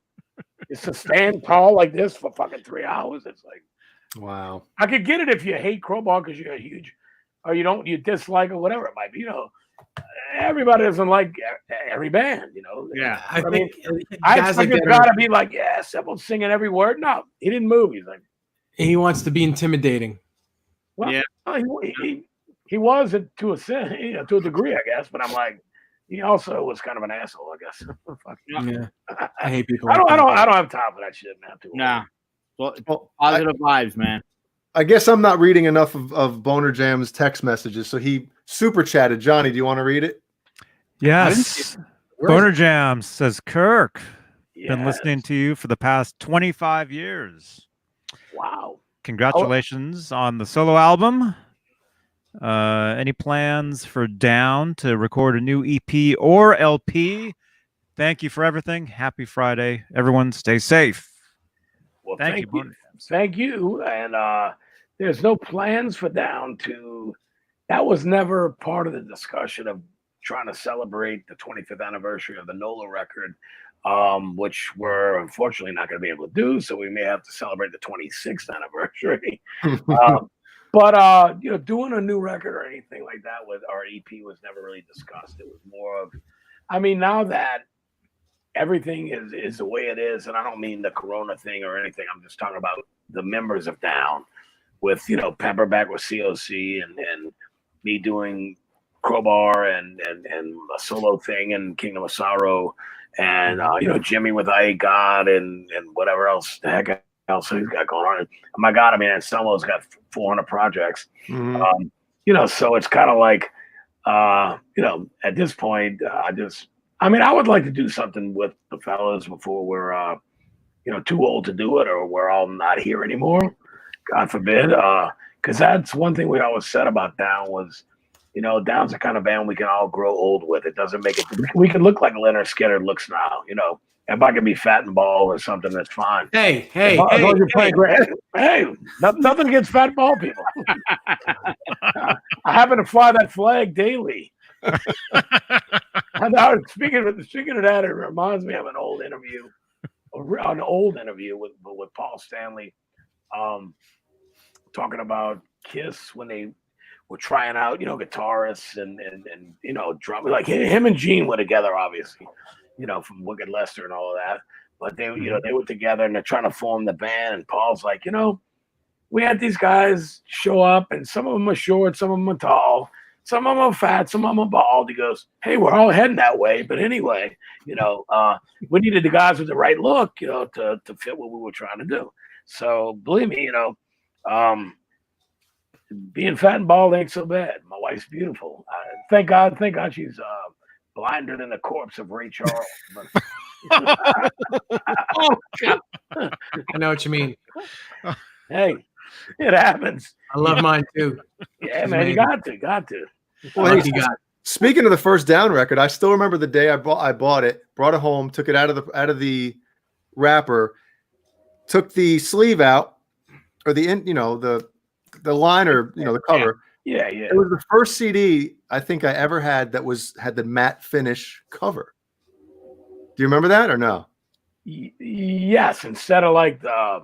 It wasn't shiny. It was Right. Everything used to be shiny. It was like flat black or whatever. Yes. Yeah. I was like, whoa, this is weird. Not that has anything to do with anything. It brought back a memory talking about it. It's got something to do with Down. It's a fucking record. Yeah. Kirk, did you have? I mean, I'm curious now. Did the record company do that, or did you guys come up with that idea? Who came up with that? If you remember, with Down, all of the artwork, basically, and all the T-shirt designs and all of that stuff was all Pepper. Pepper's like a really, he's great at let me word this correctly. He's great with his hands, but as far as like he can take apart a car and put it back together. He can build a fucking house. He can paint. He can draw. He's got a great talent for all of that type of stuff. So like T-shirt designs, all that shit, record covers, all that. Like the Down 2 record, for instance, he's got the actual piece of wood that he painted that on in his living room, or when you walk in the front door of his home. Mm-hmm. He painted, he designed all that shit. Between me, Jimmy, Phil, Rex, Big Todd, whoever it might be, Pat Brutus, I can't draw a fucking straight line with a ruler. And I don't think the other guys can either. So Pepper was the art guy of the band, and did a brilliant job. That's actually him, Smoking Jesus thing or whatever. At first, everyone thought it was Phil, but that's actually him. I remember him sending the photo, and this is like it had to be a photograph or something, because this is way back, way before computer shit. When he first did that design thing, we're like, dude, that's a great, it's a great thing to use on T-shirts and whatever. But yeah, he was definitely the talented one with all of that type of stuff. The rest of us, that's not our forte at all. Cameron Brown's in the house. Hey, Cameron. Hey, Cameron. Hello, Cameron. What's up, Cameron? So you said that Ace was a big influence, and you also said EVH, Eddie Van Halen. Yep. Who made you pick up guitar? Ace. It was Ace? Yeah. At gunpoint, right? Oh, I didn't need that. I remember like Kiss Alive 1 is my favorite album of all time, regardless of how much of it might have been done in the studio. I watched a special on that, and I really don't think it was that much. Like Eddie Kramer or whoever the hell mixed it was showing you like this is what it really sounded like vocally or whatever. And then this is what we did, because even though like for everything I've read, and I've read all the guys' books and all, everyone thinks, and I do have the concert on VHS and DVD, everyone thinks the concert is from Cobo Hall in Detroit, but that's not true. Some of it, I believe, is from that, but everything that I've read and saw, they intentionally booked a lot of really small markets, like say Iowa, somewhere in a little town, or Indiana, somewhere in a little town, where they didn't move around as much and were more concentrating on trying to play, and they're using a mobile recording, truck or whatever to capture the playing better, where it was a smaller venue, stage was smaller, they didn't have to entertain 10,000 people. They might be entertaining 2,000 or something. And it was smaller, and that they really tried to concentrate on playing and all performing better. But the only band I know, big band basically, that really puts out real live albums is Motorhead. And they don't give a shit. Like I talked earlier about, No Sleep Till Hammersmith. They don't, they didn't give a fuck. It was like, we're going to film it and we're going to do it. And that's it. If somebody hits a wrong chord, so be it. If the bass of the guitar feeds back or the mic feeds back, so be it. If there's kick drums a little muddy here and there, so be it. We're not going to go try to make a studio album out of a live album. It's a real live recording. And they did quite a few that were DVDs that came along with it. You can actually tell that it's really them performing. But that's the type of band they are. That's why I love them. It's raw and it's real. But most, for some crazy reason, maybe my age, like I'm a big live album fan of 70s, man. Like UFO, Strangers in the Night, Thin Lizzy, Live and Dangerous, Alive 1, Alive 2, Peter Frampton Comes Alive, fucking whatever. I'm even though production wise, it's not. It's just, I guess it's the vibe. It's like, I think that's why Kiss Alive actually was the album that broke the band, because when you listen to the guitar tones and everything, the songs are there. In my opinion, the songs are there on the first three albums, no doubt about it. But it just didn't come in, and that's why I believe they decided to do the live record. Is they were drawn. Cobo Hall had 10,000 fucking people in it, and you got a band that's only selling 150,000 records, which is nothing back in the early 70s. Nowadays, things have changed, but say back it up to before Lars with the internet thing. When the internet was still not there, if you put out 2 or 3 records and you only sold 150,000, 200,000 records, you'd be dropped. Or shelved, dropped or shelved. Yep. Yeah, exactly. In the cutouts or something, So yeah, that was right. No, I remember the cutouts big time. Yeah, the little clip on the side. Yep. $1.99, 99 cents, and I get like Uriah Heep, Obama. No, this looks great. By the way, I'm so happy to hear that you liked bands like 70s bands like UFO and Kiss and and Free and all that stuff. Because being a heavy band, a lot of heavy bands of today think that that's garbage music. A lot of them do, and I'm like, that's where you came from, boy. You know, 100%. I don't really listen to heavy music. The only heavy band I listen to, I consider them heavy, even though there's a lot of dynamics, but sonically they're very heavy. The only heavy band I really listen to much these days is Type O Negative. I like Type O Negative, man. Yeah, well, I got yeah, that's the right hand. I got to make sure I'm all good there. But yeah, I got my Carnivore, whoever it's at, and there we go. Oh, wow. Okay, but yeah. So there we go. Yeah, Carnivore, Pete's Band beforehand, and then that. But yeah, I mean, that to me, they're still sonically very heavy, even though it's very melodic and there's a lot of keyboards and dynamics and whatnot. But you know, other than that, I mean, to me, my heavy bands I listen to are still Black Sabbath and, you know, Kiss and Thin Lizzy and Motorhead and Saxon Judas Priest, except Twisted Sister. You know, the old Twisted Sister stuff, man, can't be beat. No, you're right. Remember when they re-recorded "Stay Hungry"? Yeah, it was fucking crazy, dude. The Mark the Animal on bass. Oh my god! You remember when Twisted Sister had Joey Brighton on drums, Joey Markowski? Just before they hit big, he left the band just as they were signing big. Oh, really? I tell you what I did. What I had and all that was, I had all the 12-inch and 7-inch EP things they put out along with Under the Blade. They did the stuff from the Marquee in London, the small venue, and it was all live stuff. And to be honest, Twisted Sister were my favorite band before Stay Hungry came out. And me and my friends would call the record store like, hey, we knew it was coming out, but it's not like today where it's all over everything. Yeah, new Twisted Sister out Tuesday, you know, 14th or whatever. It's like, we didn't know. And we'd call and they're like, who? We're like, Twisted Sister. And I remember one day, like, somebody answered, like, yeah, I think we got some boxes in or something. I'm like, all right, thanks. We'll be right down.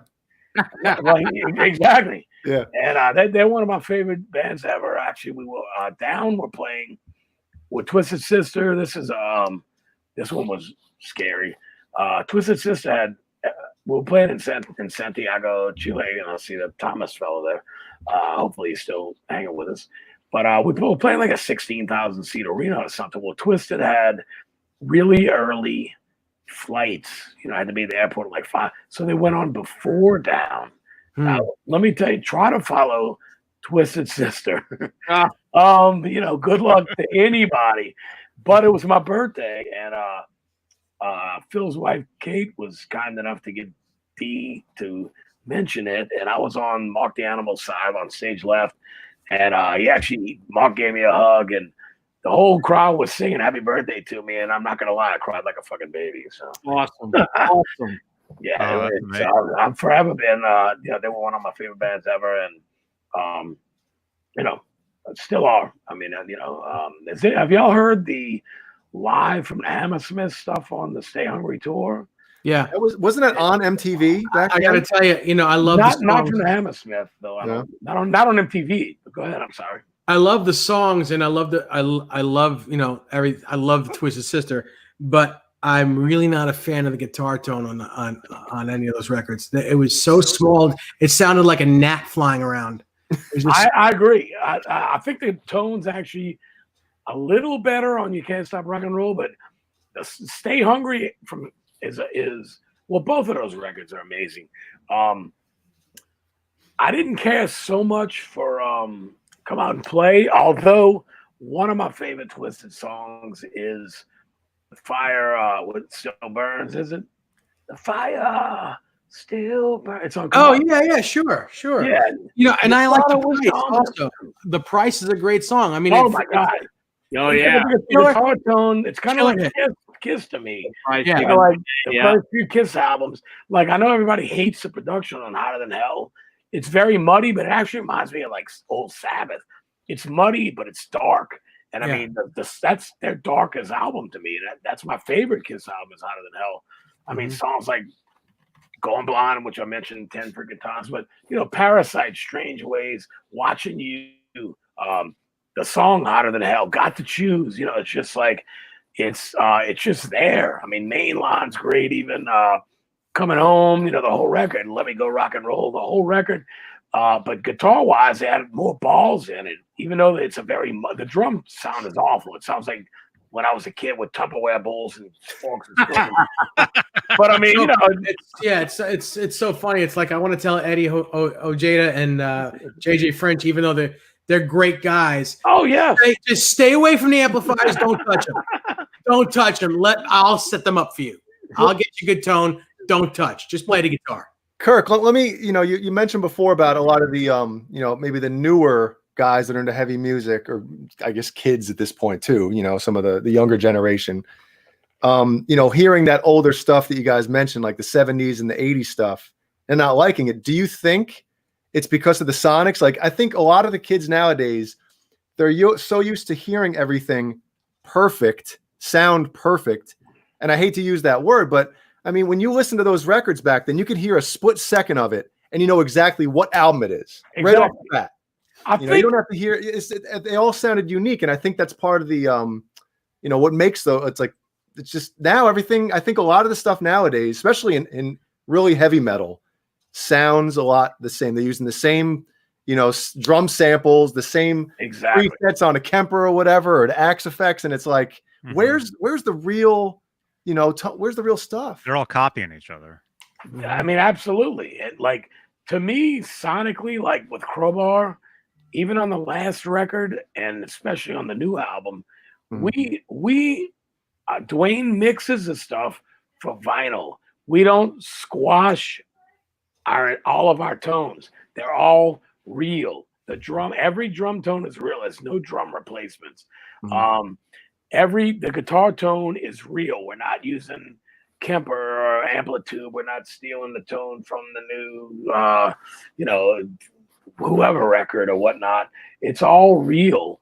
And we mix our records to expand from the lowest of lows to the highest of highs, that stereos or whatever you want to call it, that sound, playback, whatever you choose, things can accomplish. We try to hit the whole frequency spectrum. And when you got the kids with these little bitty earbuds like this, it sounds like a bunch of wasps flying around anyway. You can't tell, there's no bottom end in a guitar. There's no bottom end in the fucking drums. It's like they took the whole spectrum that the human ear is made to hear and they squashed it. Well, it kills the dynamics, and Rick Rubin wouldn't approve. He's the whole loudness wars thing. With a lot of that stuff. No, and you're right. You have to, like, when you send out mixes and stuff. You could do like for CD, they can be this, and then Spotify has a certain thing. Vinyl is even lower. It's a lot of. But yeah, you're right. I mean, I'd rather, if you want to get the most dynamics, you can always turn your stereo up. You know what I mean? Yeah, I mean, it's just I think that I think the reason, like you said, the younger generation doesn't get into the number one, it's old. It'd be like me when I was 18 years old, which was 1983, trying to get into my dad's shit from the 50s or something, which I actually like now. But yeah, I'm the same way, man. Yeah, but and the 60s, even the happy stuff, the fucking yummy, yummy, yummy. I got love in my tummy. Yeah, the Archies. The Archies, yeah, I had to sing at 45.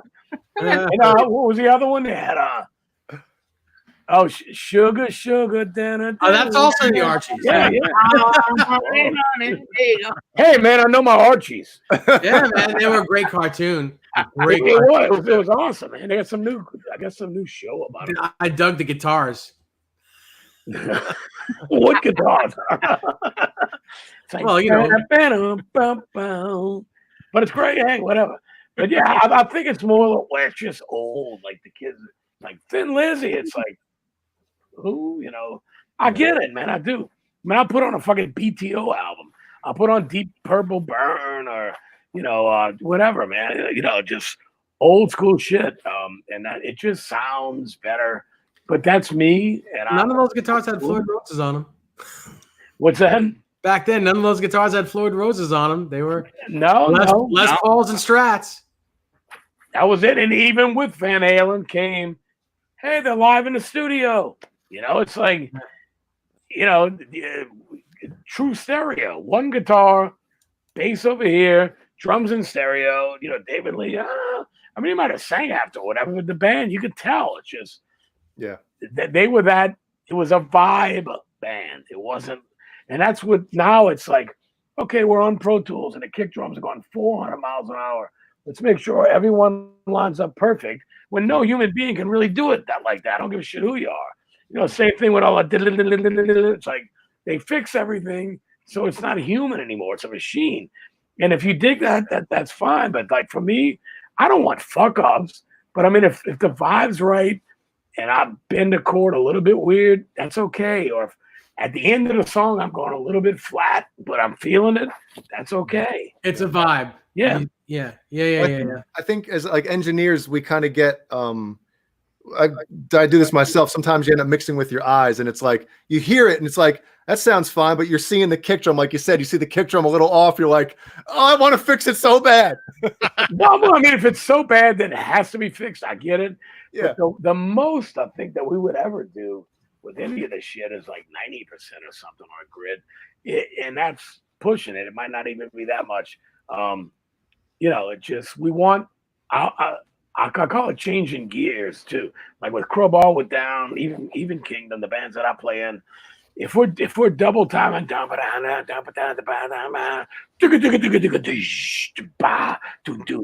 we might play to a click track, but that's not necessarily to fix shit on Pro Tools. But like we'll have, instead of when we go halftime, we don't really go halftime. We go way slower than halftime. So you're changing gears and you're behind the beat, and that's what gives it the groove and the funk. Yes. And with my drummer for Crowbar, Tommy Buckley, he is also the drummer for Soul & Green, which is like a grind band, blast beats, everything. He's like an amazing, all around drummer, but he really adapts perfectly with Crowbar with the behind the beat. But I got to throw it out there for Jimmy Bauer with Down and on the Crowbar stuff he played on.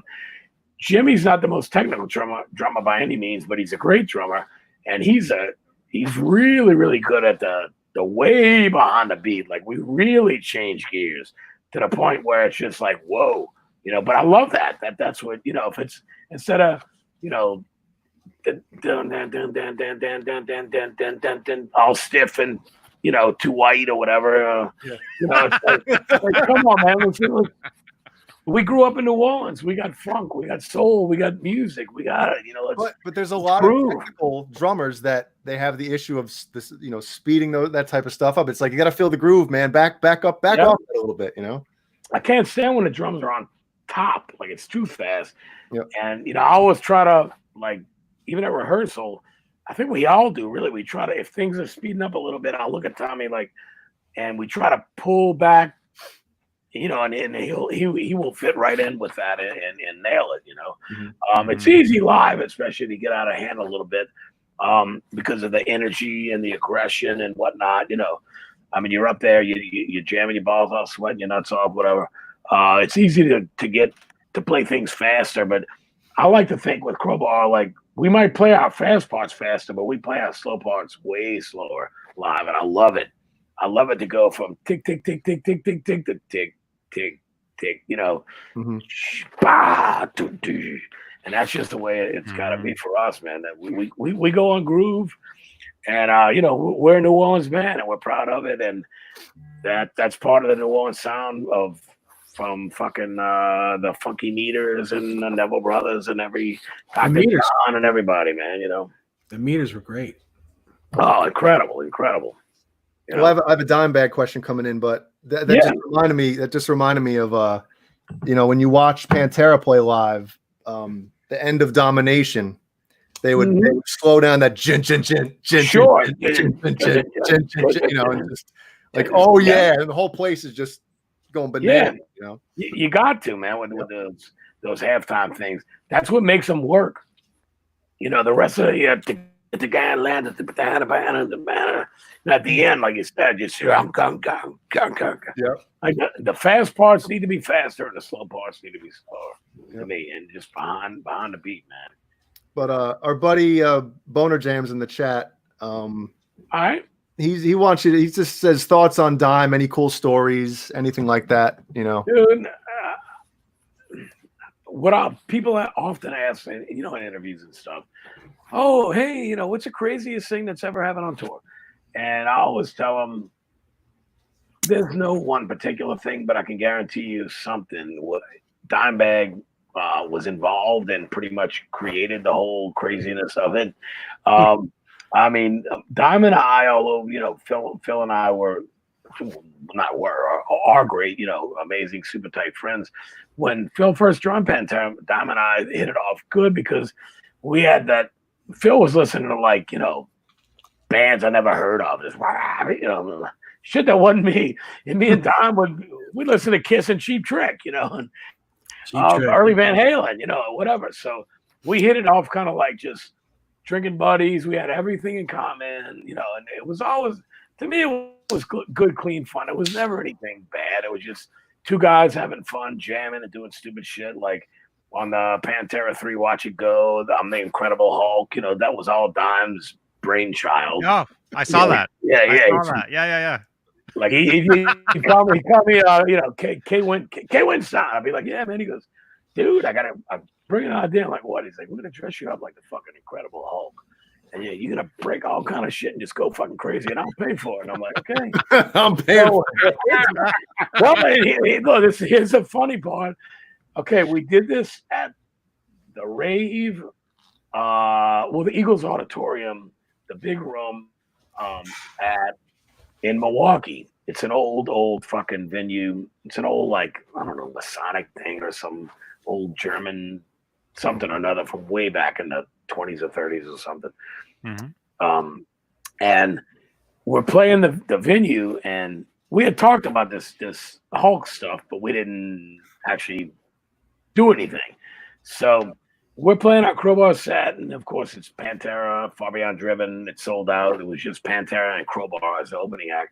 So I get down to the dressing room area, and somebody, either Phil or somebody in the crew or something's like, because Phil always had his own dressing room at that point, and he's like, Dime needs to see you in his dressing room or something. So I go in, and I'm like, yeah, Dime. And before I can even open the door, he's like smiling. I'm like, oh God. And there's all these workers like that are runners and stagehands or whatever. Well, he had went out and bought the wig and eyebrows and the whole 9 yards of paint and all that shit. So they did me all up with the green stuff. And then I came out on stage during fucking Hostile, and that was a blast. And then I'll never forget the look on Phil's face, because I showed up on the side, on stage right, on Rex's side, and Phil's up there singing or whatever, and he looks and he just went, and he goes, "Oh my God!" Because I was he didn't know. Phil didn't know it was. He probably knew, but just he's up performing in front of sold out. God, I'm sure he forgot about it or whatever. It was in the back of his thoughts, hopefully. But he sees it. He's just like, dude, I could see it. And then so I come out and we're doing fucking Hostile, whatever. I go in the back, and then afterwards, Dom's like, dude, just go for it. So we do all of that shit, and you can see it on the video. Well, here's the catch. That was in 94. So Down plays the middle room. There's three rooms at Eagles Auditorium. There's a big room we play with Pantera. There's a rave, and there's a smaller, like rave 2 or something room, which is still a good size room. So the middle room rave, Down's playing on the NOLA tour, which is only about 2 weeks worth of touring due to everybody's schedule. So we do it, and then it's time to get paid, and the promoter and the venue people are like, we can't pay you guys. Y'all destroyed everything. When Pantera was here, and we're like, dude, it's a different band. Don was supposed to pay that. Like, he didn't pay anything. Oh, God. No, believe me, he was not a cheapskate. I guess it just slipped his mind. He didn't cut him a check or whatever. But we had trouble getting paid. It's honest to God's truth, because I destroyed everything he told me to do. I'll go over there. I'm like, woo! I'm like, and it's like we go and it's like, no, we have a problem, because we had Guy Sykes, who was Pantera's tour manager, was our tour manager for the NOLA stuff. I'm 95% sure. But yeah, I think it was 6. Hi guy, by the way. But yeah, so it was like, no, this is a different band. The guy that did it, that is him over there, but the guy who told him to do it's not here, and whatever.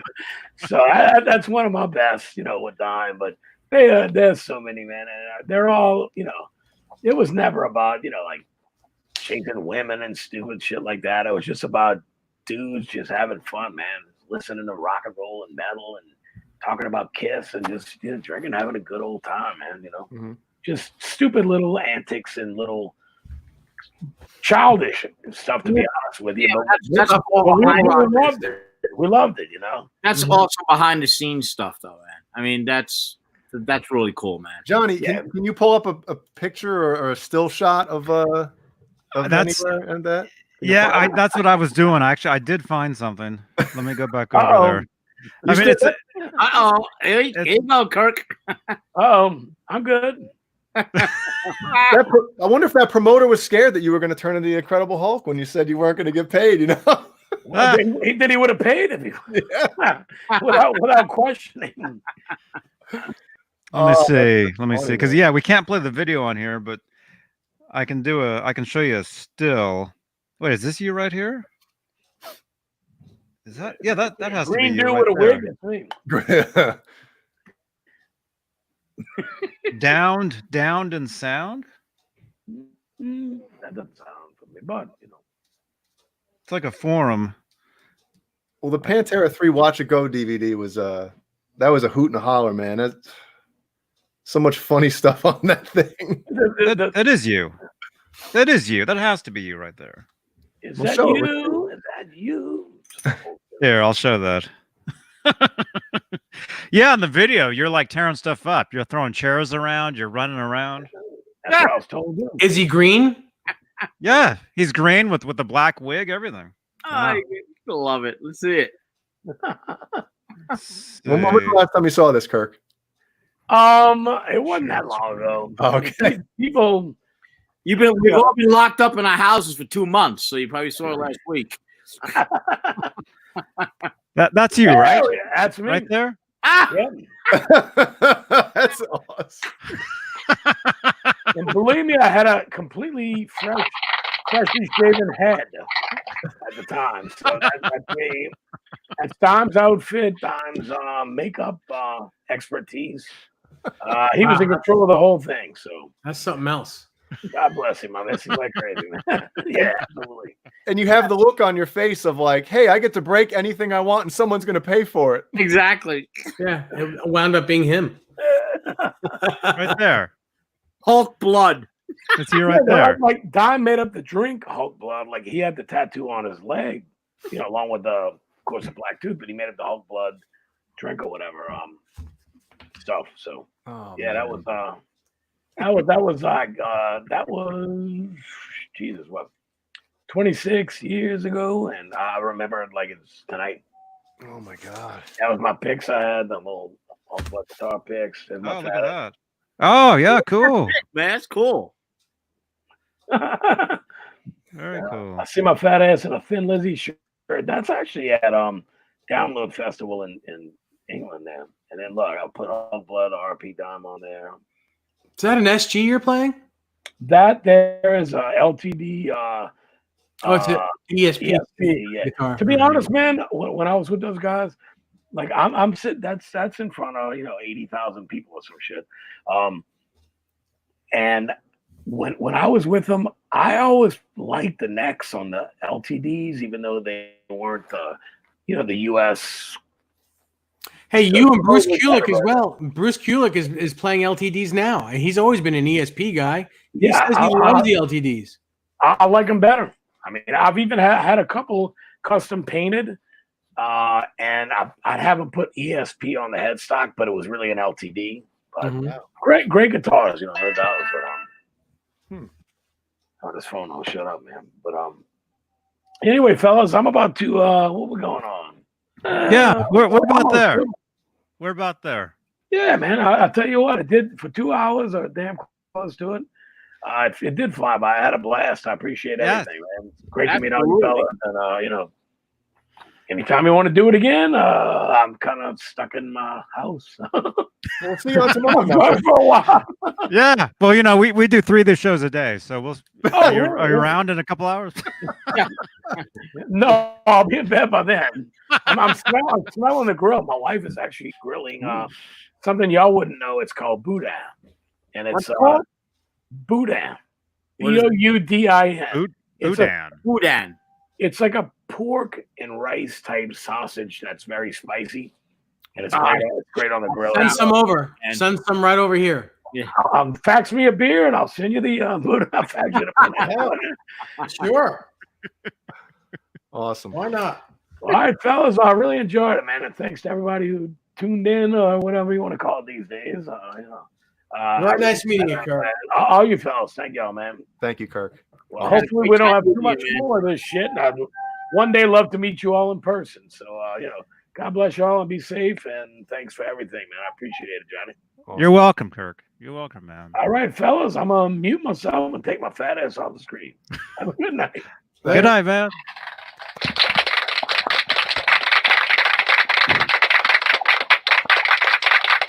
Wow, what a great dude, man. Awesome.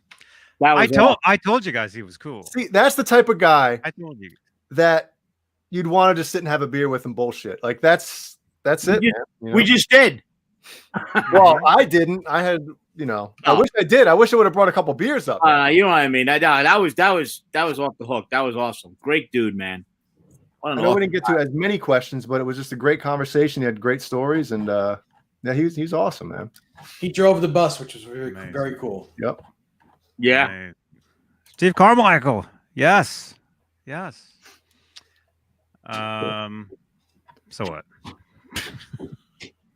Leave a thumbs up and follow.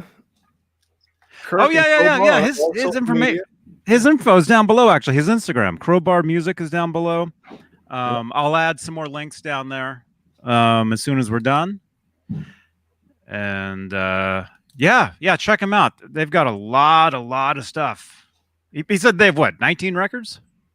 Well, him between all the he has 18. 18, and the newest one will be 19. 19. Mm-hmm. It's a lot of music, man. That's a lot of stuff. We have a lot of catching up to do, boys. Yeah, I know. I was watching some of his videos earlier, and it was good stuff. Yeah. It was good. I mean, I could definitely see where he had those early influences because it was heavy, but it was melodic. Mm-hmm. It wasn't just heavy.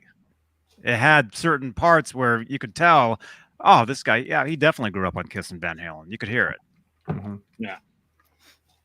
Not just heavy for the sake of being heavy. There's a lot of melodic stuff going on in the background. Mm-hmm. Before we split, we again, Matthew Stewart messaged me. He said, "Thank you for doing the interview, guys. Thank you for hooking it up." Right? Thank you, Matthew Stewart.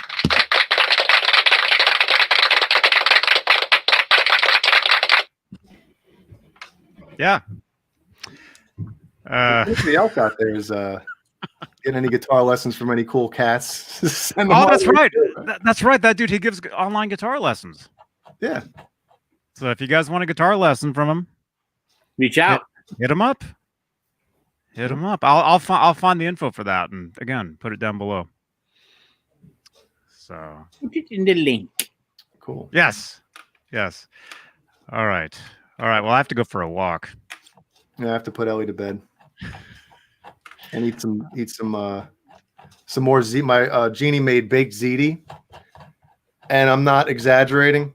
It was the best baked ziti I've ever had in my friggin' life, man. Holy I don't know what that is. Shit. What? Who just said what in the background? Who was that? ZDS? Glory. Oh. What?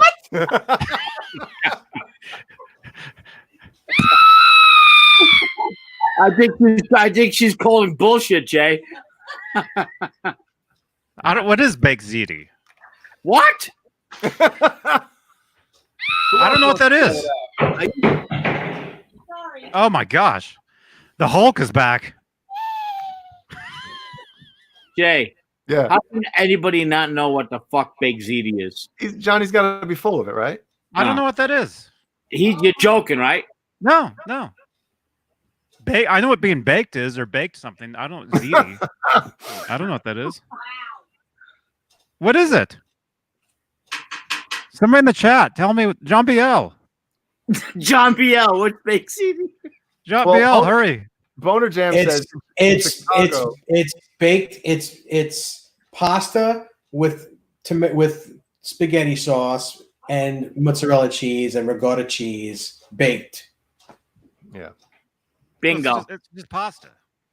It's not just No, pasta. it's not just pasta. No, it's not just pasta. Well, Boner Jam says in Chicago it's called manicotti. No, you just like man-sized No. manicotti there, Boner Jam. Manicotti, first of all, it's not the same. No, they're different. Manicotti is a different type of pasta with those cheeses inside the pasta, and it's baked. Yeah. Baked ziti is actually, they use either rigatoni or penne for that. Yeah. Yep. Very good, Dave. Rigatoni, I think, needs to be in it, but that's my opinion. Well, I'll have to ask Jeannie what she put in it, but holy shit, I want to go have. Like I'm still full from it, and I want to eat it again. That's when you know something's really good. When you're like, I can't eat anymore, but I gotta have it. You become a gavon. I don't know what that is. I don't know what that is. John Bill, what's that? A fat fuck. Dave knows. Dave knows what I'm saying. Come on, get your Italian out. I'm not pulling it out. On And the if you're air. Jewish, if you're Italian and Jewish, it's Gavonowitz. Gavonowicz? Gavonowitz if you're Italian. If you're an Italian Jew. Gavonowicz. Okay. A gavon. Sounds like a sandwich. Yeah, give me an. Wow. See that? Okay. We teach things on this show too, don't we? We I'm do. surprised I'm not doing more of this. Maybe later. Maybe. Yeah. It's lemon chicken with poached. I don't know. I'm starving myself, but I have to go for a walk first. I've lost 10 pounds since this quarantine thing, and I've lost 11 pounds. I'm gonna keep going. I'll be back down to my natural 135. You're like the only human some being point. in America that's losing weight. You realize that, right? Huh? Everybody am? else is putting on weight. I'm the opposite. Yeah, I'm the total opposite. I'm staying the same. Even keel. Even Steven. Oh, dude, I can feel it. I can totally this will come off, and there'll be nothing under there. Well, dude, I saw it last night when you were on the show with Dave. You had the camera angle set up top. So you're like, yeah, look at this, guys. Oh, Look at this. Pretty soon, saw that? Johnny's gonna be doing the show with no shirt on, oh my God. all lathered up. He's gonna have a thing of coconut oil next to him. Just, hey guys, you getting a guest? Yeah. Yeah. Crisco. Yeah. This episode brought to you by Crisco. Yeah. No, last night was cool. Hanging out with Nesdal and Ty. And actually, Ty and I hung out for like an hour after we were done and just shot the BS and talked. And yeah, cool. Really cool dude. Cool. Wow. So the new Old Spice guy. Yeah. I'm an Old Spice girl guy, Amanda. Girl guy? Whatever that means. What happened? Okay. Yeah, so leave your thumbs ups. Make sure to subscribe. How do we have 4 Kiesels on here? I mean, come on. I don't know. Oh, okay. Yeah, there you go. You got Okay. it. All right. Make sure you guys you can join as a channel member. Where are those things at? Let's do that. We gotta thank everybody. I forgot. Well, go ahead and thank them. We're gonna go. Okay. Well, next week, Whoa! right there. Yeah. Next week, unless something weird goes on, who knows? But scheduled to appear next week, Billy Sheehan, and then the week after that, Greg Renoff. Whoa. He'll be talking about his new book, Ted Templeman, Platinum Producer's Life and Music.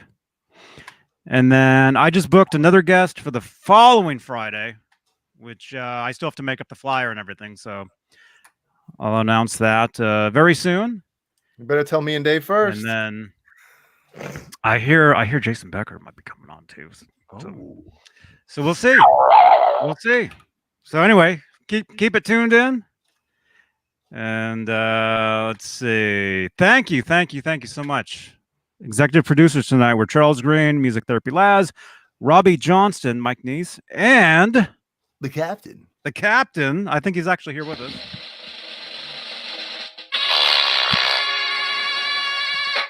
Hello. Michael Smith.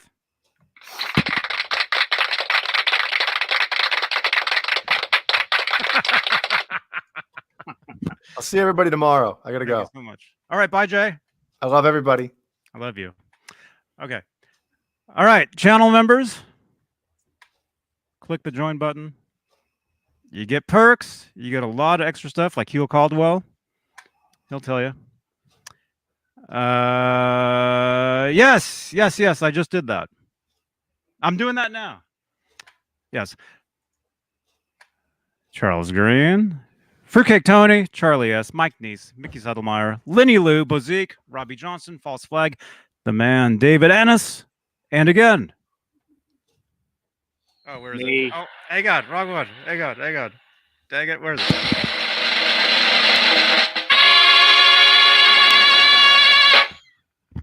Michael Smith.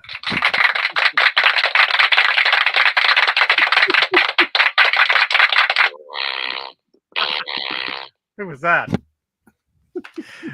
Okay. Thank you also to Halface, James Gum, Mr. BHB Jr. That's Bruce, Frag 5150, Frank Corcoran, Thomas Santiago, Fender Guru, who actually has a show as well. Fender, when's your next show on? Are you here? I notice he goes on a lot of times after us. Music Therapy Labs, who also has a show. Dude, when are you going on? Ghost, BC, Rich, Hugh Caldwell, Jim Nicholas, and guess who else? Guess who else is a channel member?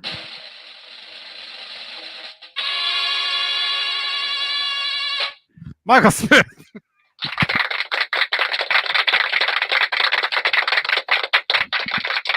Wow, so much excitement. Ay caramba. Yeah. All right. Thank you so much, everybody. And we'll see you guys tomorrow night with John BL and Strategy Night Live. Looks like that. What time is that? 11:55 Eastern Time, PM. So get in line. A lot of people want to jump into there. So let me know. Hop on now. Hop on now. Yeah, I'll have to create it. Nobody else is doing anything else. I mean, we're all stuck at home. I know. I hit a Long Island Railroad there, David. Yep. Oh, there it is. Yep. Right next to my house. Yep. Music to my ears. Yeah, man. All right. Thumbs up, subscribe, join, share, stay inside, wash your hands, stay away from everybody. See you guys tomorrow. Johnny Beane TV. Good night.